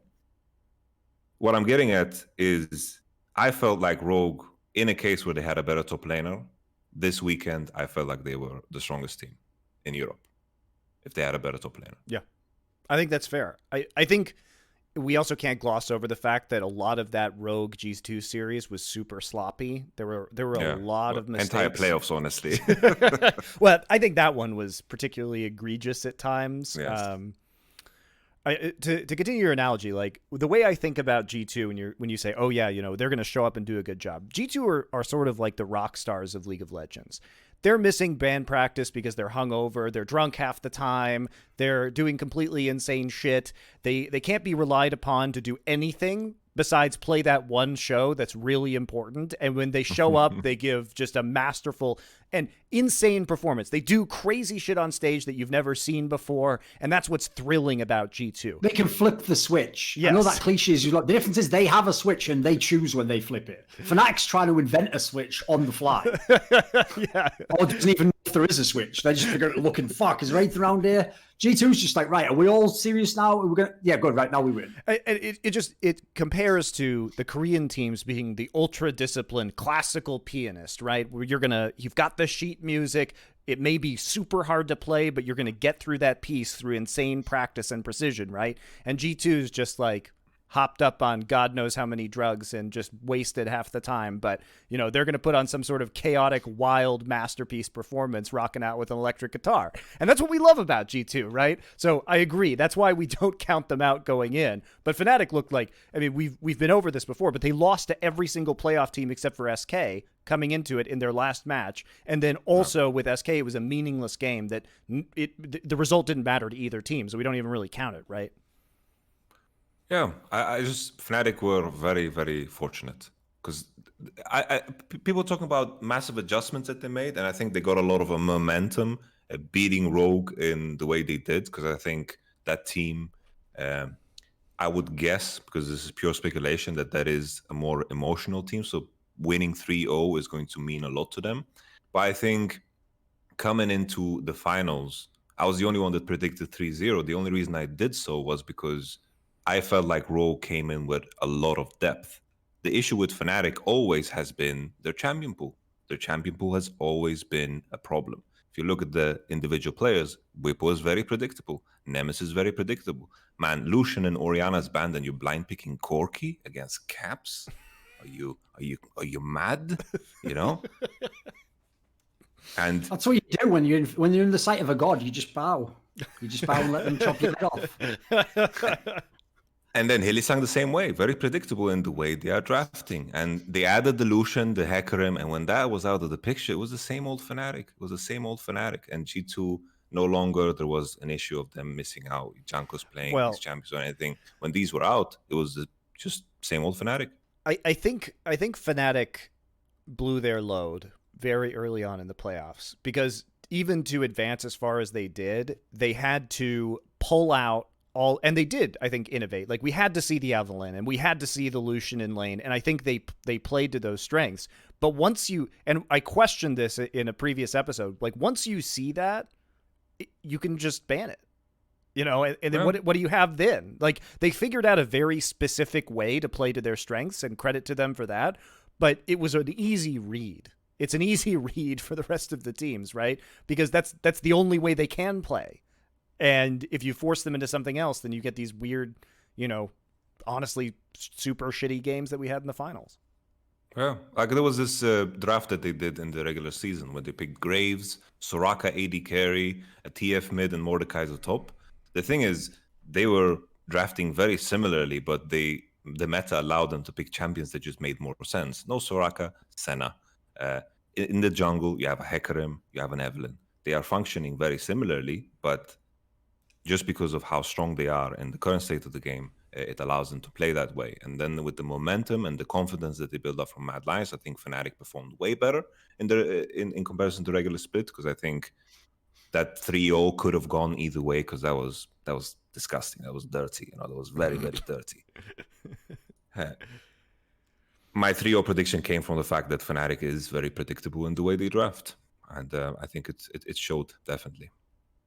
I'll give you a couple of other factors as well. Like, first of all, unlike the LCS discussion where the lead on is quite depressing, If you're a fan from EU, here's the game you want to watch. If you didn't watch any of the playoffs, the game to watch is, I think it was like game 4 of the Rogue series, this is G2, where Caps on Zoe just smurfs the entire fucking game like he was on like a road to challenger from unranked. Fucking Game number like, 3. Yeah. Oh, 3, there you go. If you watch that game, he can do that against any team in the world. Like, that's one of the few players, that type of playmaking and then mechanical execution, where I'm not joking, the other teams, unless they have Showmaker, Chovy, Knight, they're looking at that going, fuck, he could do that to us. Like, I don't want to fucking stand in front of that. Like, it's not even like Zoe's the most busted meta champion. Like, he just made it broken. And then the other aspect in this final, the other thing I want to throw out there is this. The guy, in my opinion, who got Fnatic to this point in time, the best player on Fnatic is self-made. This guy is a monster. But his problem is he was playing against a guy who spent the last 2 years playing against monsters, Jankos. This is a guy playing against Klid in series, playing against Tian in series. So he was like, oh, hey, young Pop, coming up from Poland there. I remember that being the mechanical jungler, the Popov jungler. I'm just going to sit you down over here. I'm just going to take these champions. I'm going to neutralize you completely. And then my mid's just going to fuck your mid up where your mid has a losing matchup anyway. Oh, cheers. I'll take that championship. You know what? Thanks for letting me have this one. You can get it next year. You know what? Yours is next year, mate. That was a masterclass. This Jankos didn't try to go toe-to-toe with him and pick carry Jordan. Didn't do any of that shit. He just picked the champions. He enabled his team, and it didn't matter that the other guy might have even been better. Who knows? We'll never get to see. It never happened. It was Gragas versus fucking Set. That's a great way to neutralize a guy who's trying to fucking pop off on jungle. I mean, I think you can see this in the way that Fnatic drafted too, because they knew that when Blitba starts playing Zillion top lane, when Selfmade's on Hecarim, you know that they think that Selfmade is their only way to win this game, and Nemesis is just trying to safely farm on the Corki. Like, you are all in on Selfmade at that point in time, in terms of the composition being entirely built around him. Reckless playing the Senna as well. Like, that's rough, I think. And I've just got to say, here's the problem, right? I actually think Fnatic and TSM have a similar problem. Everyone identified it ages ago, which is that, in theory, everyone raves about the fucking AD carries. But the real problem is the top laners want to play all these carries. And so to enable them, you have to go more supportive in the bot lane. So as a result, you have Reckless and Doublelift playing Senna. Now that's fine, but here's my problem, is you can't only have one way to play the game. So when it comes down to it, if you're all going to tell me every year of my life that Reckless is the best player, and then I'm going to go into the server, open my eyes, activate my brain and go, I've never seen it. Where is it? Where is it? I'm not seeing it. I'm told all the time he's this like GOAT player at AD carry. Could he ever turn up and fucking win a finals without the mid laner being clearly the better player, my G? Because Nemesis isn't a good enough player. So in that scenario, I need Reckless. Like, I'm not expecting Bwipo to smash Wonder. Where's my win conditions? I think, to be fair, I think this split, I don't think anyone came close to the level Reckless had as an AD carry. I just feel like the role in itself and the doesn't have as much, even in playoffs. I think even against G2, I think he was the only part that had any sanity on Fnatic's side, because I felt like the moment Selfmade didn't have Hecarim or Evelyn, well, they tried with the Kate, but then I felt like Hylissang already lost his mind back there at that point. I just feel like Fnatic as a team, not really a team. They just had pieces everywhere. Probably the most disconnected playoff team. Yeah, for sure. So fucking disconnected. And the Evelyn and the Hecarim allowed them to be disconnected because, like, yeah, you're farming, dude, and we're just going to survive. Because that was the only thing all the players are specialists at. They're just specialists at surviving. Bot lane is good at surviving. Top is good at surviving. Mid is good at surviving. The Bear Grylls of really teams. Get you, right? Yeah. And then you had these moments where Fnatic was like, okay, enemies using Rift Herald on mid. Oh, Reckless is pushing top. He's trading. Okay, should we give this up? No, bro. Let's go in. Let's get fucking fight. And the game is over. It was like, what the fuck is happening? I think just Fnatic is just not a team at all. Not a team at all. And I think G2 saw the moment Evelyn is out, Hecarim is out. Like, they gave them Hecarim once, and that game I think they should have lost because Silas died in mid to Pike roams and whatever, and I think 100% should have lost that game, but they ended up winning it somehow. Magic, I guess. But all in all, Fnatic, just not a team at all. I think individually, Selfmade is good. I think he is definitely the second best jungler in Europe. I wouldn't put him above Jankos because of him being better for like a week or two on one patch. I don't think that makes sense at all, because I think jungle as a role, naturally, it's so fucking hard to be a jungler that is good for so long as Jankos, because the role just gets fucking reworked every year. Every patch is fucking changes, and Jankos is always fucking so great. And with that being said, in the finals, I agree that just Jankos masterclass. It was very nice to see. By the way, speaking of, we were talking, listen, this is why, when you're a kid and you watch TV and they they're showing it's the circus. They've got the high flying act, the guy on the like trapeze, and then there's the person doing the backflips off that, and then the guy on the tight wire. What does it always say on the bottom of the screen in text for the kids? Warning, I can do this at home. At home. These are trained professionals. That's what watching G2 games is like if you're the coach of another team in the Western region. Because what we just said before applies to every other team. Stick with your strengths. Don't try and expand out now. We'll do it all in the Korean camp when we get to Worlds. Right? G2 just goes, you know what? We won that first game, kind of messy, but you know what? Should we try one of our really hard limit testing comps now where we have to play execution stars to go exactly like, are you kidding me? Like that game you were talking about there, Yamato, the Silas comp. Yeah. That is ridiculous. Like the idea you're trying that in, like that's like a thing, shit you do in throw-in scrims. And they're just like, fuck it, just do it on stage. Because here's the thing, right? If you can do that, imagine the psychological wound that Fnatic has when they lose that game. Imagine Game 3 was a stomp. Of course, because you just lost the game we're in draft. It's like, this is looking really good for us. We've got all the champs who won against it. Nemesis got solo kill like 4 times. It was painful. It was painful. My tweet has become like a fucking... that tweet that I made last year is like the albatross around Nemesis's neck. Because here's what I said was when... I don't know, it was the beginning of this year. It's when Fnatic were the best team in spring in the regular split. They were looking really strong. And in playoffs, they were looking good because obviously G2 fucked up against Mad Lions. And all I said was this. I said... if Fnatic win, because they looked like they had a chance to do it at the time, the meta was right in their wheelhouse. I said, if Fnatic win, Nemesis will be the worst mid laner to ever win the LEC/LCS.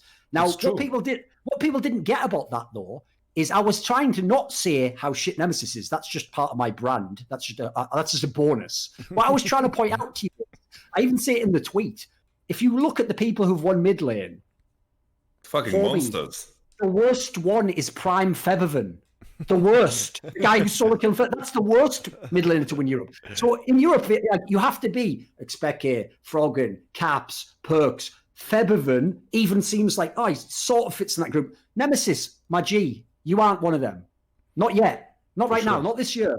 I always say, he wouldn't, put it this way, I wouldn't flame him if he played on XL, if he played on Schalke. In these teams, he'd be good. He'd be the best player. Problem is, if you're on Fnatic, my G, that is a lineage of mid laners. Those are some of the greatest players to ever play League of Legends. I didn't say Western.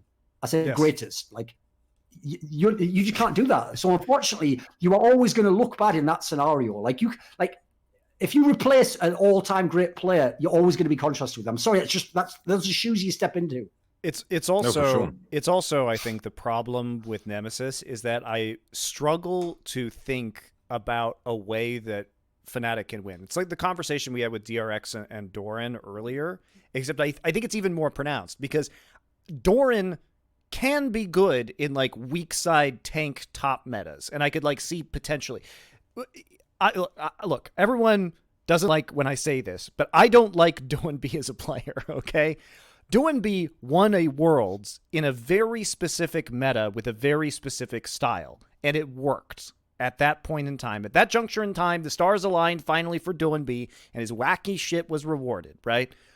I don't know what the meta looks like where Nemesis wins. Like, I can tell you why Doinb could win Worlds before he won Worlds, but the stars would have to align in the way they did. I can tell you maybe that I could see how Doran could win a title with DRX. I cannot tell you what a title run with Nemesis looks like. I think the problem is mid is just too impactful. Yeah. That was also the point of the tweet, dude. It's mid lane is the role. Rogue managed to win games where Finn was getting smashed just because the nature of top lane. He was playing fucking Ornn. Doesn't fucking matter if you're 20 CS behind, 20 CS ahead. You're a fucking Ornn. And you can't own a mid lane. It just doesn't happen. And that's G2's entire approach to this year. This entire year has been about them mastering 2v2 mid. They are so good at 2v2 mid, and they were continuing to do it, even though there was this buzz about farming jungle and whatever. They continue down this line because they have the vision to win the World Championship. The team that wins the World Championship is always the team that has the strongest 2v2 mid. It's just fact. And I think anyone that is trying to convince you of anything else is not going to happen. And on the topic of Fnatic, I wanted to add... I would say recently. It just... In the case of IG, Ning was playing Camille, level 2 ganking mid, Rookie, and Ning has very good synergy. And I agree with the point about Doinby. Doinby and Tian, even though Doinby wasn't the strongest mid laner, their 2v2 was unmatched. Agreed. Because he was inside everyone's fucking head, and Doinby had the meta that allowed him to hide the fact he could be the Ornn. He could Ornn it in mid, and at the same time play the psychological game so good. Because Doinby's biggest strength is how he views the map and understands the map, and also how he works the psychology of the player. Because any mid laner that I spoke to, for example, Jiizuke ran into Doinby and Soul. He's like, Soul killed him 8 times, fucking trash. But when we play against him in scrim, it's fucking tough. The way he fakes pressure was fucking tough. But the meta shifted. There's no more Nautilus. There's no more of these things. So I understand that he's worse. And Tian also got a little worse. But in terms of 2v2, how they played and how they impacted the map, by far the best. That's why it's always hard to judge. I wouldn't say mid is the strongest. Doinby was the strongest mid laner, but in terms of 2v2, by far the best. And this is G2's approach. And then we look at Nemesis, just to continue. Nemesis now, even though Fnatic improved by getting self-made, he's better than Broxah. The 2v2 mid doesn't fucking exist still. No. Self-made and Nemesis was supposed to be, the forgotten brothers that did so well, and they were over in the LVP and did so well together. It's the same thing. Fnatic this year is worse than Fnatic last year, and they lost their coach and they improved their jungle position, but the problems remain the same.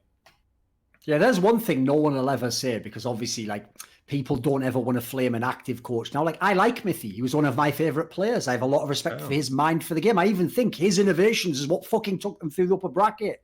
But it's a hard team to coach as your first. Exactly. Fnatic. He ain't a miracle worker. He is not a miracle worker. And the problem is he replaced a miracle worker. And I've said this before. Sadly, I have to keep teasing you because people aren't ready to go on record yet. One day, I will write an article, or I'll do a literal documentary if I ever get the money for it. And it will be about Season 9 Fnatic. And at the end of it, you will come away like Youngbuck is one of the most genius coaches to ever coach in the European region.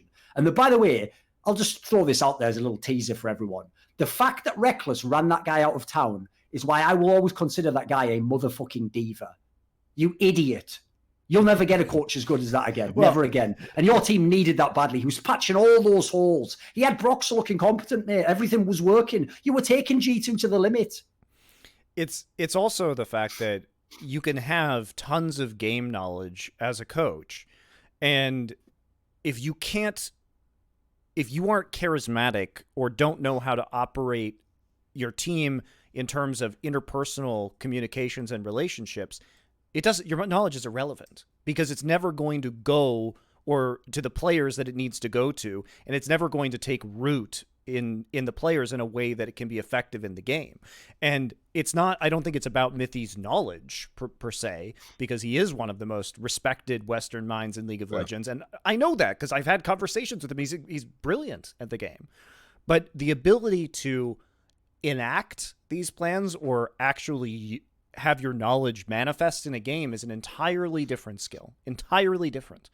And I think it's funny because this also goes back to some of the comments that I know LS has made recently about how he thinks that coaches have to have good game knowledge, which totally makes sense coming from his perspective. Yes. But also, I'm not flaming him, but his own coaching career has not been stellar.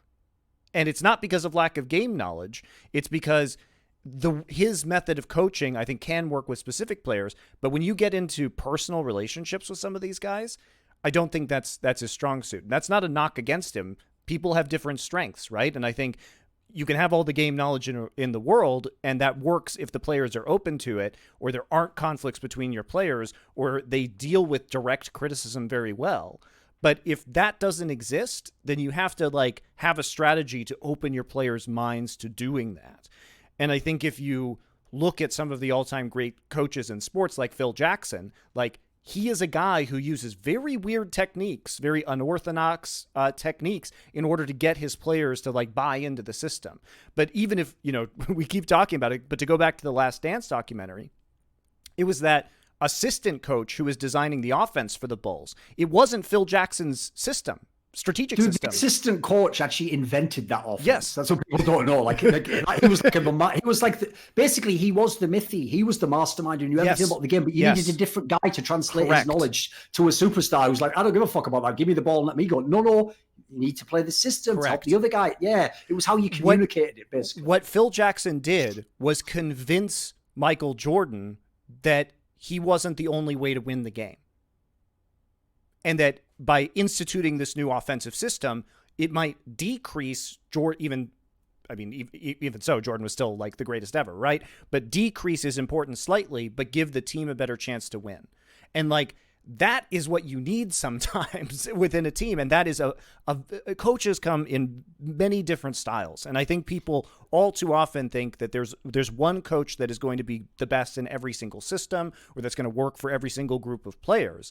And that just isn't true. It's about how the coach not only conceptualizes the game from a game knowledge and strategic aspect, but how that knowledge then gets translated to players and how you can keep egos in check and play the game efficiently. And so that's what I think you can really see in that documentary. And that's where I think things might be falling apart right now for Fnatic. What do you think, Young Buck? Sorry, YamatoCannon, obviously. Two names that begin with Y. You wish you were Young Buck, mate. I'm good. And as a coach, like, what do you think about this? Because it was interesting to hear your take on this and your approach to these new Sandbox players, and how I thought it was fascinating that you were saying, well, I didn't want to do a lot of this heavy-handed stuff remotely because I wanted to work with the coaches primarily until I got there and the players could take stock of me and I could develop that relationship, which I think is a smart way to go about things. Because like my idea there was just like the most important thing was the reboot. The reboot, it's like I did the same in Rocket.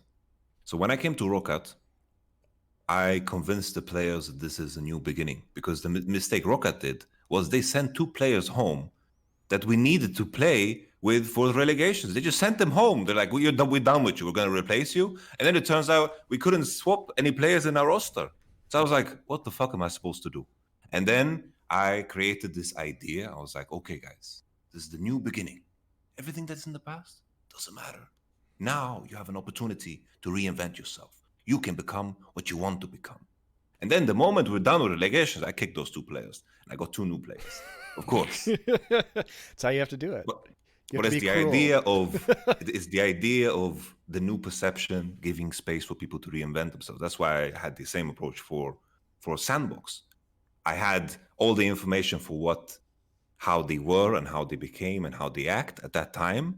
And with a reboot, I can see that coming before it comes up again. So I remodeled the room. I put up paintings. I put up paintings everywhere. I changed the environment. I changed the smell. I just made sure that all perceptions made it feel like it's different, right? And in terms of to tie it back, thank you. just to tie it back to the whole coaching aspect, the way I see it is, as a coach, I need to be able to learn and understand any concept in the game if it's necessary. In the context of Sandbox, I had Joker. So Joker was the super player for Sandbox, and he was my assistant coach. He understood bot lane. He had bot lane covered. I could put effort into understanding bot lane, and of course, I understand the gist of it, 80%. But I didn't know the small details, right? Like, oh, you need to base it this or whatever. I could figure it out if I wanted to, or if I needed to put energy to it, then I could figure it out. But it wasn't necessary because of the pieces that I had. Some players, for example, in Vitality, my bot lane coming into 2019 were on fire. So I put all my effort and energy into figuring out what is the next step in the bot lane and innovating. But Cabochard at the same time, I don't need to tell him how to play top. I don't need to understand top at the same level he does, because I could trust him to figure that out. So it's always depends on your players. When it comes to Fnatic, in my mind, those individuals like Reckless, I don't need to fucking tell him how to play bot.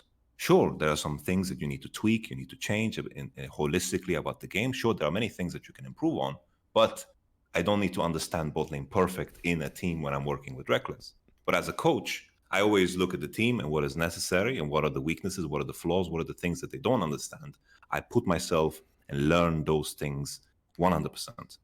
While my base knowledge is vast because I've worked with so many different players and so many teams, and I've worked with this game now for 10 years, specialization is important, and seeing what players and people are good at is also important too.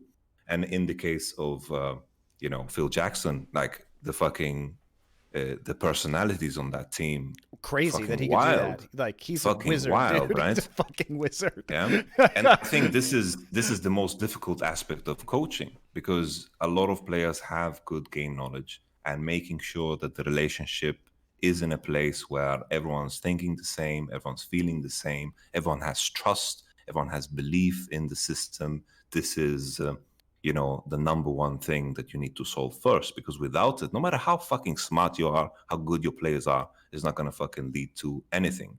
And I think, I guess the summary word is the culture of the team. And this is, I put a lot of effort into this, because as I was doing my research before I became a coach, I just looked into what all the coaches that are successful in traditional sports are doing. And it always comes down to the same thing, the management of people. I'll tell you something that I found so sad, because if I could change one thing in all of 2020, obviously not the obvious thing, calm down. If I could change one thing in the storylines in LEC, I'll be more specific there. I wouldn't, for example, do what everyone thinks I'm going to do. Like, I wouldn't go and have like TSM lose to FlyQuest or Team Liquid. That wouldn't even be my number one concern. Here's what I would like to do, just because it would have, in my opinion, righted a wrong, which is that Youngbuck's never going to get his due for what he did in Fnatic. It's never going to happen. So here's what would have made it happen. A lot of people don't realize this, right? XL were in a tiebreaker that had to go to something like the third tiebreaker against people like Fnatic, only because the teams that made it in the playoffs, out of the teams in the race, were the wrong ones, and they went out on a mad tiebreaker, which I believe was the one where whoever lost the match between the two teams in the second round of the Robin rotation. That was the one thing that eliminated them. If they'd have either had a different team make playoffs, or they'd have won one more game, XL would be in the playoffs and Fnatic wouldn't. Now consider this for a second. Think of the players that are playing Fnatic. People who are considered in the past MVPs, all pro players, contenders for best in their role. Now look at what Youngbuck was working with in XL. He had one player that anyone considers close to the best in their role, Patrick. That's it. He had one player, and with one player, and then players that everyone memed on all split long, special. Oh, Cadril, he's good at talking. Oh, it's a good job he can do something so he can have a career. Everyone was mocking these players. No one gave a shit about XL. And this miracle worker almost got them into the fucking playoffs over Fnatic. You can't fuck with this level. This guy is unreal. Yo, it's I'm funny. not even sure how he did it, but however he did it, put it this way, Look at Origin. Just look at Origin. Yeah. Or look at Origin's roster. Already the fact that roster, they have a far and up there and they got fucking 10th place. That's coaching is involved. Coaching is important. I mean, it was also wild when we talked to Youngbuck on the show recently, because he was talking about having offers in NA. Because I was surprised, like, it was weird to me that was the choice, that Excel was his choice, right? As opposed to, you would think that coming off of Fnatic, he would be a pretty hot commodity for especially NA teams. But maybe he will be in the future. NA was tricky this year for many people. Well, not in the beginning. No, he could have come here. No, tricky in the sense that, like, later, at least now in the current climate, at least for me, it was like COVID and Trump fucking around with visas makes everything super, super hard. Well, you can't go there now, of course, yeah. I guess it wasn't really relevant at the beginning of the season, so that point is mute. It was more for myself. Yeah. No, I think that it's still very weird that accomplished coaches like yourself or Youngbuck, these people have a tough time finding something. You would think, dude, TSM preferred Peter Zhang over Youngbuck. It's closed. And everyone's going to go, yeah, but they won this playoff. Yeah, by the barest possible minimum, when it was online, no one gave a shit, and every other team basically put a gun to their own head and said, see ya. And then they were just the last one standing going, actually, I'll put my gun down. And they go, that's the championship. Dude, watching playoffs was like, here's an analogy for you. It was like watching Jonestown, and like TSM's just sitting there with the cup and then just pretending to take a sip every now and then. Yeah. Just like, throwing it over the shoulder, and then Jensen's like, "Fucking hell, Bjergsen's on his third cup, pouring right?" it into the potted plant. Solo at the end is in the finals. He's got a drip, an IV drip, just going through it in his fucking veins. Just to add to the point about offers, like in the off season, like Vitalik has screwed me over. Like they told me they're getting Duke very late November, and that's like, well, I can't really do anything exciting with that. I had opportunities to go to North America, and I had opportunities to coach, but if I don't feel passionate about it, I knew I wouldn't do my best work. And I would imagine Youngbuck feels the same way. I think EXO provided an opportunity to work with players that seem very eager to work with someone like Youngbuck, and I think that goes a long way. I can't speak for Youngbuck, but I can speak from my perspective. If I don't feel passionate about the team, regardless of the fucking money or anything, I was very fortunate that I had the opportunity to work with LEC, so I chose to do that, to just try it out. But I had opportunities to coach, and it just seemed like this roster, I don't feel anything for it. This team, I don't feel anything for it. And then eventually there was two teams that came along that I felt really passionate about, and then I went to Sandbox. But I imagine something similar happened with Youngbuck, because I can't imagine a world where people didn't have interest for him. Because when Vitality told me very late that they had someone that would take my position, I was like, okay, it has to be Youngbuck, right? That I can accept. Right? His resume is way better than mine, that I can accept. And yeah, Duke comes along without Peter Dunn or the army that was behind him. I mean, Peter Dunn was the secret OP behind that team. Everyone just calm the fuck down. Come on. Peter Dunn was the secret OP of fucking Mad Lions. Everyone else just, listen, Mac did a good job, especially as like a rookie coach, of course. Duke was all right. I thought in Spicey did a decent job. Peter Dunn is like he's like the Professor X behind that shit. He's the Rain Man of fucking League of Legends. The way he watches fucking every region. He tweets about some fucking kid in the jungle, 12 years old, plays on a fucking string of cups. He plays League of Legends. He's high rank. He just fucking finds these people. You know, there's been two people that I've wanted to work with, because I'm super fucking picky. Like two people that I've always like asked for. It's fucking Peter Dunn and Case. Two people. So we're down to one. Let's see if Peter Dunn's still available on that one. It is interesting to hear you say that, though, because like the community obviously memed on Case when all his look at Origin. What happened to Origin after? They went from draft geniuses and preparation geniuses to what the fuck? Yeah. Sadly, that's the problem with esports in the last 3 to 4 years, though, YamatoCannon. It's not about what you can do and how good you are. It's about, do I like you as a person? And if I don't like you as a person, I will invalidate everything about you and every quality and strength you have. All I'm going to say is just look at the track record Case has. Yeah. The guy tripped over and was just like, people don't seem to get it. Do you not get that? Like, as an analyst, he's got one of the best track records ever. Yeah. The best. No one comes close. And I wish there was a way to make it more clear to people. You guys know, but we can't. Well, sadly, that's why the whole incident with me happened, mate, because I wanted to have this guy on shows.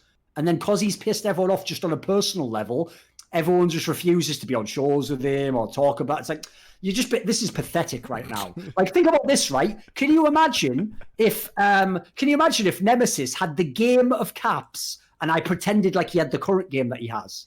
And I was just a hater the whole time. And he smurfed like that Zoe game that Caps had. And I was like, yeah, whatever, just the champion being broken, I guess. He's not even good. Like, you wouldn't watch the show anymore. Like, it'd be a waste of time, wouldn't it? Like, you have to keep it real. Even if you don't I'm just going to give everyone a really horrible surprise right now. There are pro players in some of these games who have probably done very heinous things in real life. They might have raped someone. They might have committed fraud. They might not have paid their taxes. They might have done all sorts of things that, like, no person in theory should do. But if in the game they bash the right keys and they know the right things, the game doesn't give a fuck. The game doesn't go and check their bank account, doesn't check their police record. It just goes, oh yeah, you've done all the correct things. You are the best. You win.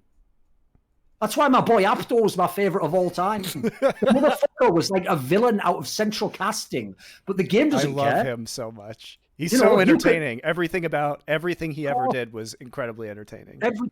Everything that guy did. You guys, you have to give some context because you said some pretty heinous acts. Apdo obviously didn't do any of that. Not that we know of. No, Apdo was just a bad boy in the server that did things that Riot didn't like. Elo boosting, account sharing. Listen, you have to understand, boosting isn't correct okay unless it's Mark Merrill in 2015. I elo boosted like a motherfucker, man. That was the only way you could make money. Yeah, of course it was. That was part of the problem.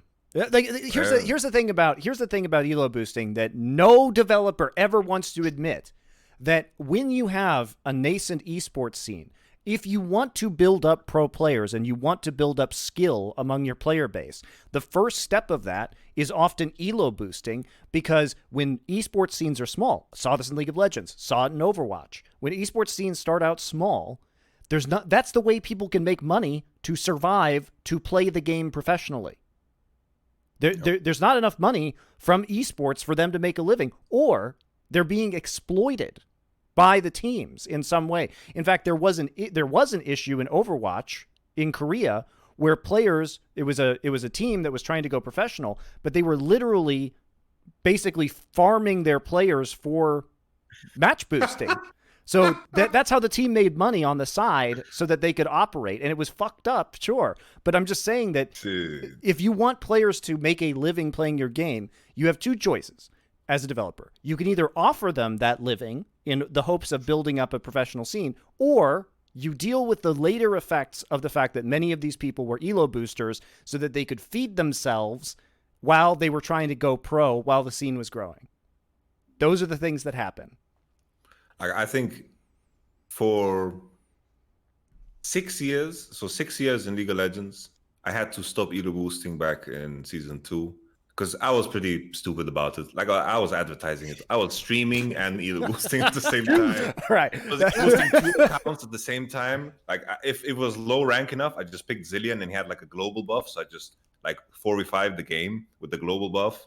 And I found ways to be efficient with it. That was funny. Yes, I was super efficient with it. I was advertising. I was going on COG's forums. I was, guys, you want some fucking elo boost? Here's my email.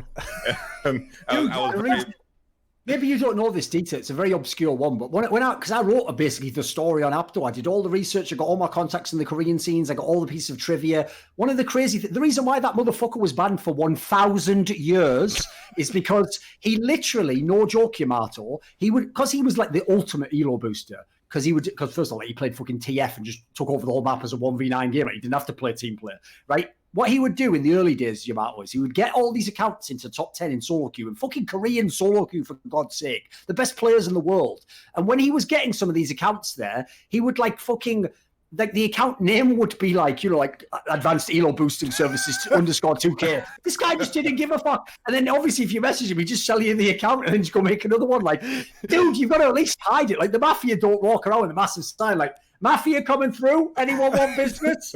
Anyone want, like, this guy's a G, like, he's so insane. Also, what was so funny about him too was that later on, and this underscores my point about the profitability of elo boosting versus playing, he straight up said that he made more money elo boosting than the pro player. So why the fuck would he be a pro player? Like, what a boss this guy is. That was also back when salaries were pathetic in Korea as well. Yeah, I don't think there was like some of the best players in the world were on like 25K a year or something. Yeah, it's not true anymore. But think about that. Think about the fact that if the teams had invested just a little bit more money, we could have had the fucking insane Faker versus Dark Faker storylines. Like, can you imagine how awesome it would have been to have years of Apdo versus Faker?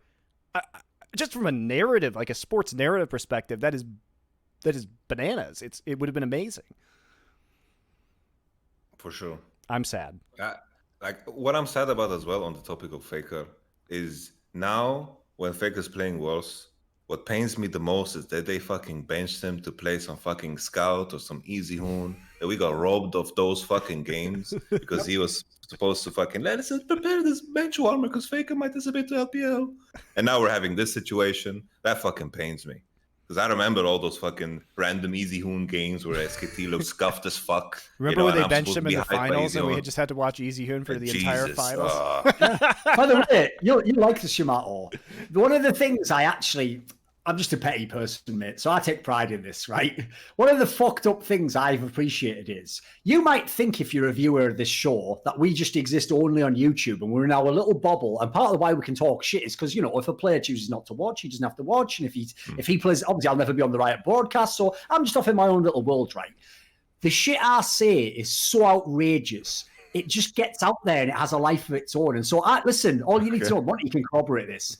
I've gotten to Cloud Templar. I've gotten to Coma. When Coma found out after the Easyhoon final where they beat GE Tiger that I did dude, he's just coached a team and won the finals using his sub. Every Korean's telling him he's a genius. My video was called "Why Coma is Ruining Esports History." He didn't like that, believe it or not, YamatoCannon. I wasn't a fan, because that's the thing with me. You could be the greatest coach of all time. If you do some bullshit, I always say this to Reaper, I think he's one of the best NA coaches. You do some of those drafts, I'm coming at your motherfucking head, homie. Like, anyone can get it. Anyone can get it. You have to understand the way this show works. My God. Dude, I just imagine Coma, like he's finishing like polishing like his 15th trophy, like, what's that? Oh, they were talking about you on a show. Yeah. Like, best coach ever. No, they said you're ruining esports. Is it what? Excuse me. Right, get the phone. MonteCristo. Because you know as well, because they're Korean, they also think they're just stuck in Korean culture. So they're also telling Monty, like, Monty, you've got to stop him from saying this shit. It's like, I just sit there and I'm like, how would you like me to do that? I know. It doesn't work that way, my G. It doesn't work that way. Yeah, I'll just call up Thorin. I'm sure that conversation is going to go really well for me. Dude, that's literally what used to happen on the CSGO desks when I got to my absolute prime, like 2015, where I was just on every desk. I was just flaming everyone. The producers, this is all, first of all, Yamato, the producers already had a mindset that of the two of us, Richard Lewis is the more reasonable one. And they would go to him and they would say to him, look, you've got to control authority. Can't keep making these jokes. And he was like, what would you want me to do? Like, what am I going to say to him? Like, I don't even know he's coming with this shit. It's just coming in it. Like, no, like, there's nothing you can do. No. Oh, okay, then. I just love that when that happens as like a caster. They're like, can you please like control this person? Like, how would you like me to do that? We're literally on a live broadcast. I don't even know what's going to happen. Like, you think I don't have to deal with this shit too? Dude, they make it sound like he's going to pull out a taser and just fucking like put me down or like track dart or something. Oh, there you go. Right, he's sleeping. Right. Carry on. You just get one of those like cartoon canes to just pull you off the side of the stage. One, yeah. The sheep cook or whatever it is. Yeah. There we go. Totally. See, if you're a Fnatic player out there, and you're like, it's unfair. Thorin's talking shit on us, mate. I'm talking shit on Coma. Just take a number and get in line. You know. This is the world domination of Thorin. Just a little bit of space in everyone's mind. Creeping in, taking over. I just love how Coma would have to, first off, hear about that, and then second off, go through the effort of having someone translate that for him just so that he could get mad. No, the best thing is he'd initially think like the translation was off or something. It's like, this doesn't make sense. Why would I be ruining it though? Like ruining it. Because by the way, to bring it back cycle again, the point I was making him out was exactly that. This is the point I made that people didn't get. Is that, yeah, listen, in terms of like style and swag, it's cool as fuck to put your sub mid laner in and beat, in theory, what was actually the #1 Korean team at the time. That's like a clever challenge. And the fact you could even do it's kind of cool. Here's the problem though. Like, imagine if in that Last Dance documentary, the Bulls had done that to win a final. They just put in someone else instead of Michael Jordan. Michael Jordan sat on the bench. So all those game-winning shots, all those 40-point games, you don't ever get them. They don't exist. That's what I felt like. Same as when they lost, right after that, if you remember, was when they lost that MSI final to EDG. And everyone always goes, Faker lost them. I said, what are you talking about? Faker was like 2-1, you dickhead. Like, and even on the last game, they got a whole comp to stop his one. They had to have a very specific plan. Yeah. The person who beat SKT was fucking Coma. He just tried to get 200 IQ. So in those games, Like, you don't, it's very rare. We've been spoiled by Faker because he had too many years where he was the best or too many years where he won the championship. Sometimes with those players, I know from Flame, you get 1 year of that. They have the best team for 1 year, and if they don't win everything that year, that's it. They're never going to get it again. So, like, this isn't going to be a big point, but yeah, I miss that we didn't get those games. Because now he deserves to be benched sometimes. Yeah, he was having bad games this split. But, like, why were we doing it when he was the god? Why were we doing it when he was the best player? That's just silly. Come on. It's also, why were we doing it when he was, especially that year, 2015, because he was the only player who stayed. He could have gone to China, too, with everybody else in the Korean Exodus. Like, he was the last star player. He was the lone shining light in Champions in Korea during that period where all of the other stars had left and gone over to the LPL. And the fact that he wasn't being used was honestly not only bad for SKT, it was bad for Korea as a region, because he was the only reason left to watch. He was the only reason left to watch at that point in time until they developed new star players again, which they did. But you need to see him at that point in time. And I think when you put it into context like that, it is ludicrous that you would say, if you translate, like you're saying, Thorin, that expectation to traditional sports, it is amazing to think that it's the equivalent of just like benching Michael Jordan randomly in a final. Yeah. You can't do that. If Michael Jordan trailed off, came back once again after being on the Bulls, had some mediocre seasons on the Wizards, etc.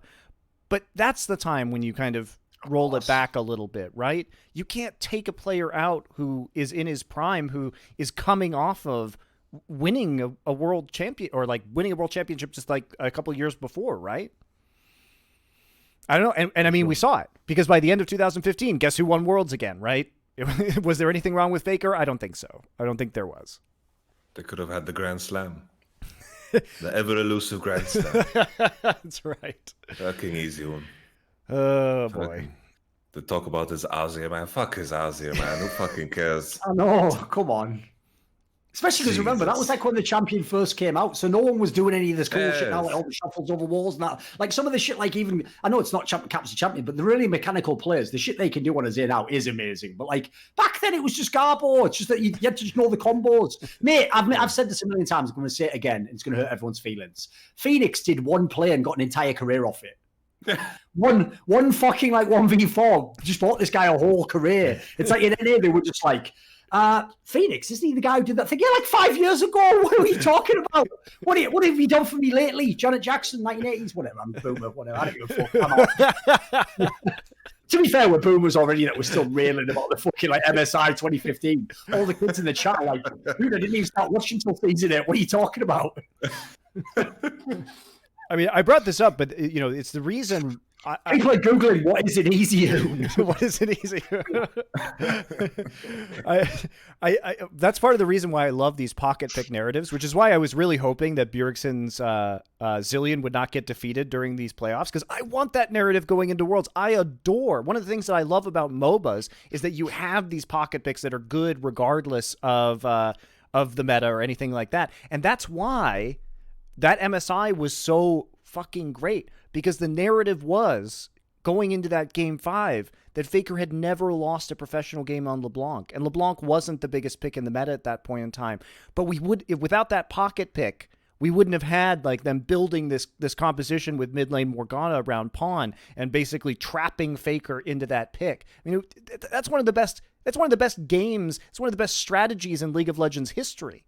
And we got it because of that pocket pick. So I love these niche picks. You know what I mean? Even though I hate players like Messiah, I secretly kind of like mid lane Sion because of, on Messiah because of those Wasn't matches. This the guy earlier, Yamato? You back me up. He was just saying he hates Doinby. I do hate Doinby. Wait a minute, my dude. Doinby's all about that shit. Listen, Doinby already has pocket picks, and his pocket picks aren't even mid lane. Look. Let me revise my statement. I like these pocket picks on otherwise well-rounded players. The fact that Doinby is only pocket picks tilts me. So everything in balance, everything in moderation, right? I agree with you, Monty. I also really look forward to Bjergsen playing Zilean at Worlds. I hope it happens many times. I hope it's left open, not banned. I hope he locks it in. I hope they play it in the playoff series. Actually, no, I want him to go out in groups, so I guess I can't hope for that.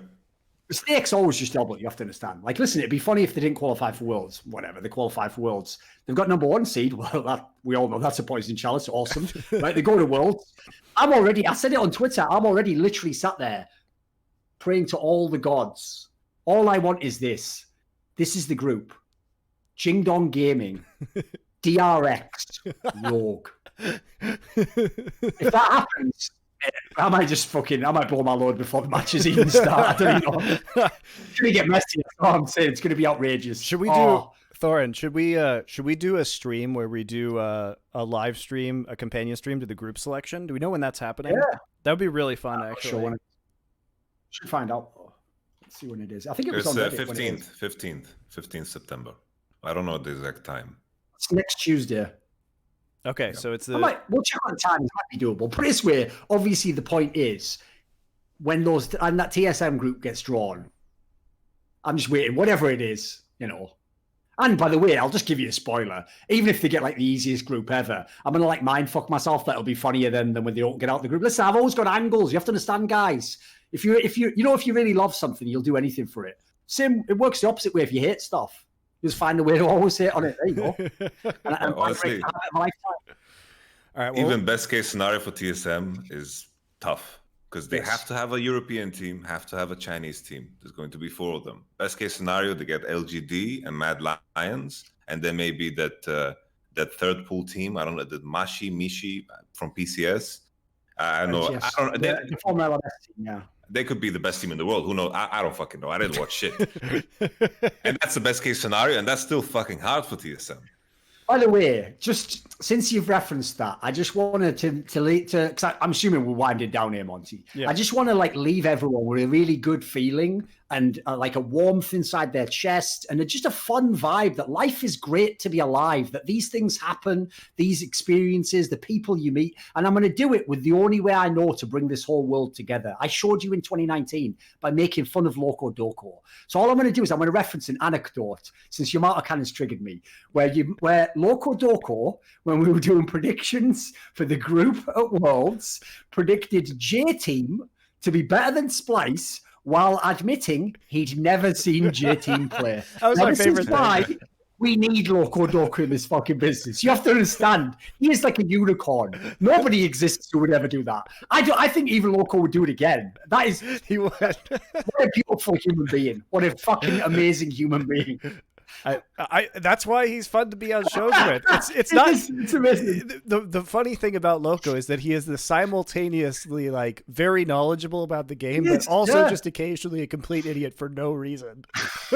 He has that switch as well. He goes from making like a really shrewd point. Like for example, he made like a bunch of points about like how the meta worked with like how change, and I was like, fuck, he's ahead of the game on that. But then. Now, here's my thoughts on J-Team. It's like, right, fucking buckle in. Let's get ready. And let's see how stupid this is going to get. Right, let's go. Well, maybe we'll do something for Worlds. And on that note, we should end this show. We will be doing shows for We're done Worlds. already. What? Did we even talk EU playoffs? Just talk some shit about Fnatic and then we talked a lot about EU playoffs. What are you talking about? Okay. We talked a bunch about Rogue and G2 and Fnatic. We spent like 40 minutes on that. We'll talk shit about Time Fnatic. fucking flew, man. Time fucking flew.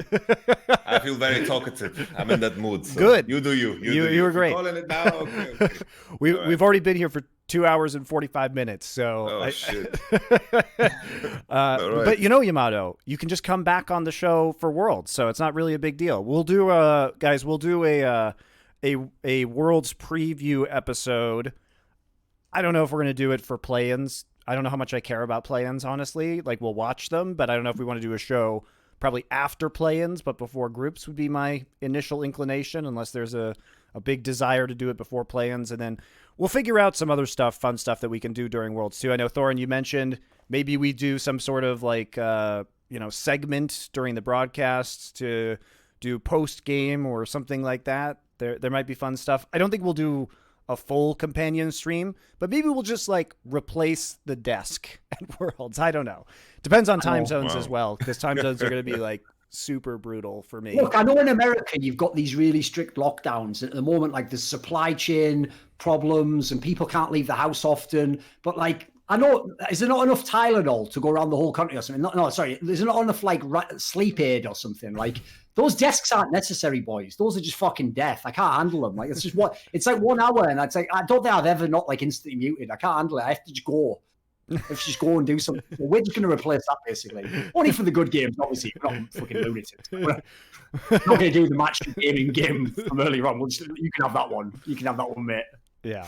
So, but some of that stuff might be fun, but we will do shows during Worlds as well. We'll figure it out. But after this, we're going to take a little bit of time off while we wait to do the Worlds preview show.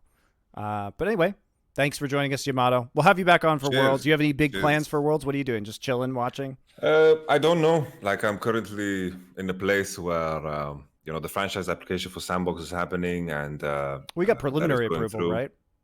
Yes, and I'm looking to see what's going to happen. So I'm just moving around pieces and trying to prepare for the next year. And maybe I'll be on the World's Analyst desk. Maybe I'm going to go to Korea. I don't know what's going to happen. So I wish I knew. Then I would, of course, tell you guys. Maybe you'll be on the unofficial World's Analyst desk with me and Thorin. The illegal analyst desk, as it were. The illegal one. Okay. I wanted to say one thing. I want to say one metaphor thing. Again. Like the real analyst desk is Easyhoon. We're faker. So I'm just saying, put us in the game. Put us in the game, please. Nice. So what were you going to say? I just wanted to add. I think Plains this year is stacked. I think the Japanese team is fucking legit because they have 2 Korean players that are like really high up on the Korean ladder. And I think this is the year that the play-ins can fuck some teams up, like a Team Liquid, There are some teams in play-ins, the Japanese one stood out, and the Turkish one also stands out. The teams that can actually practice against teams that are in major regions, fucking OP. The Turkish team is legit, Japanese team is legit, Russian team I'm not too sold on, but play-ins, this is the year when everything is fucking, bubble system, 14 days in quarantine. Players are gonna fucking have the weirdest fucking performances ever at the World Championship. This is the year the play-ins teams might fuck some main region teams up. That's actually really exciting. It's Ganked by Mom, GBM coaches the Turkish team. Of all the players that are entirely inappropriate to become a coach, we won't do a whole extra segment on that, but if you know, you know. That's all I'm going to say. If you know, you know. Just leave it at that. Just leave it at that. But I just find it very interesting. There's a lot of weird narratives going into this world. There's a lot of weird narratives. Yeah, Cacao, GBM. So yeah. Cacao is still alive. Right, keep going. All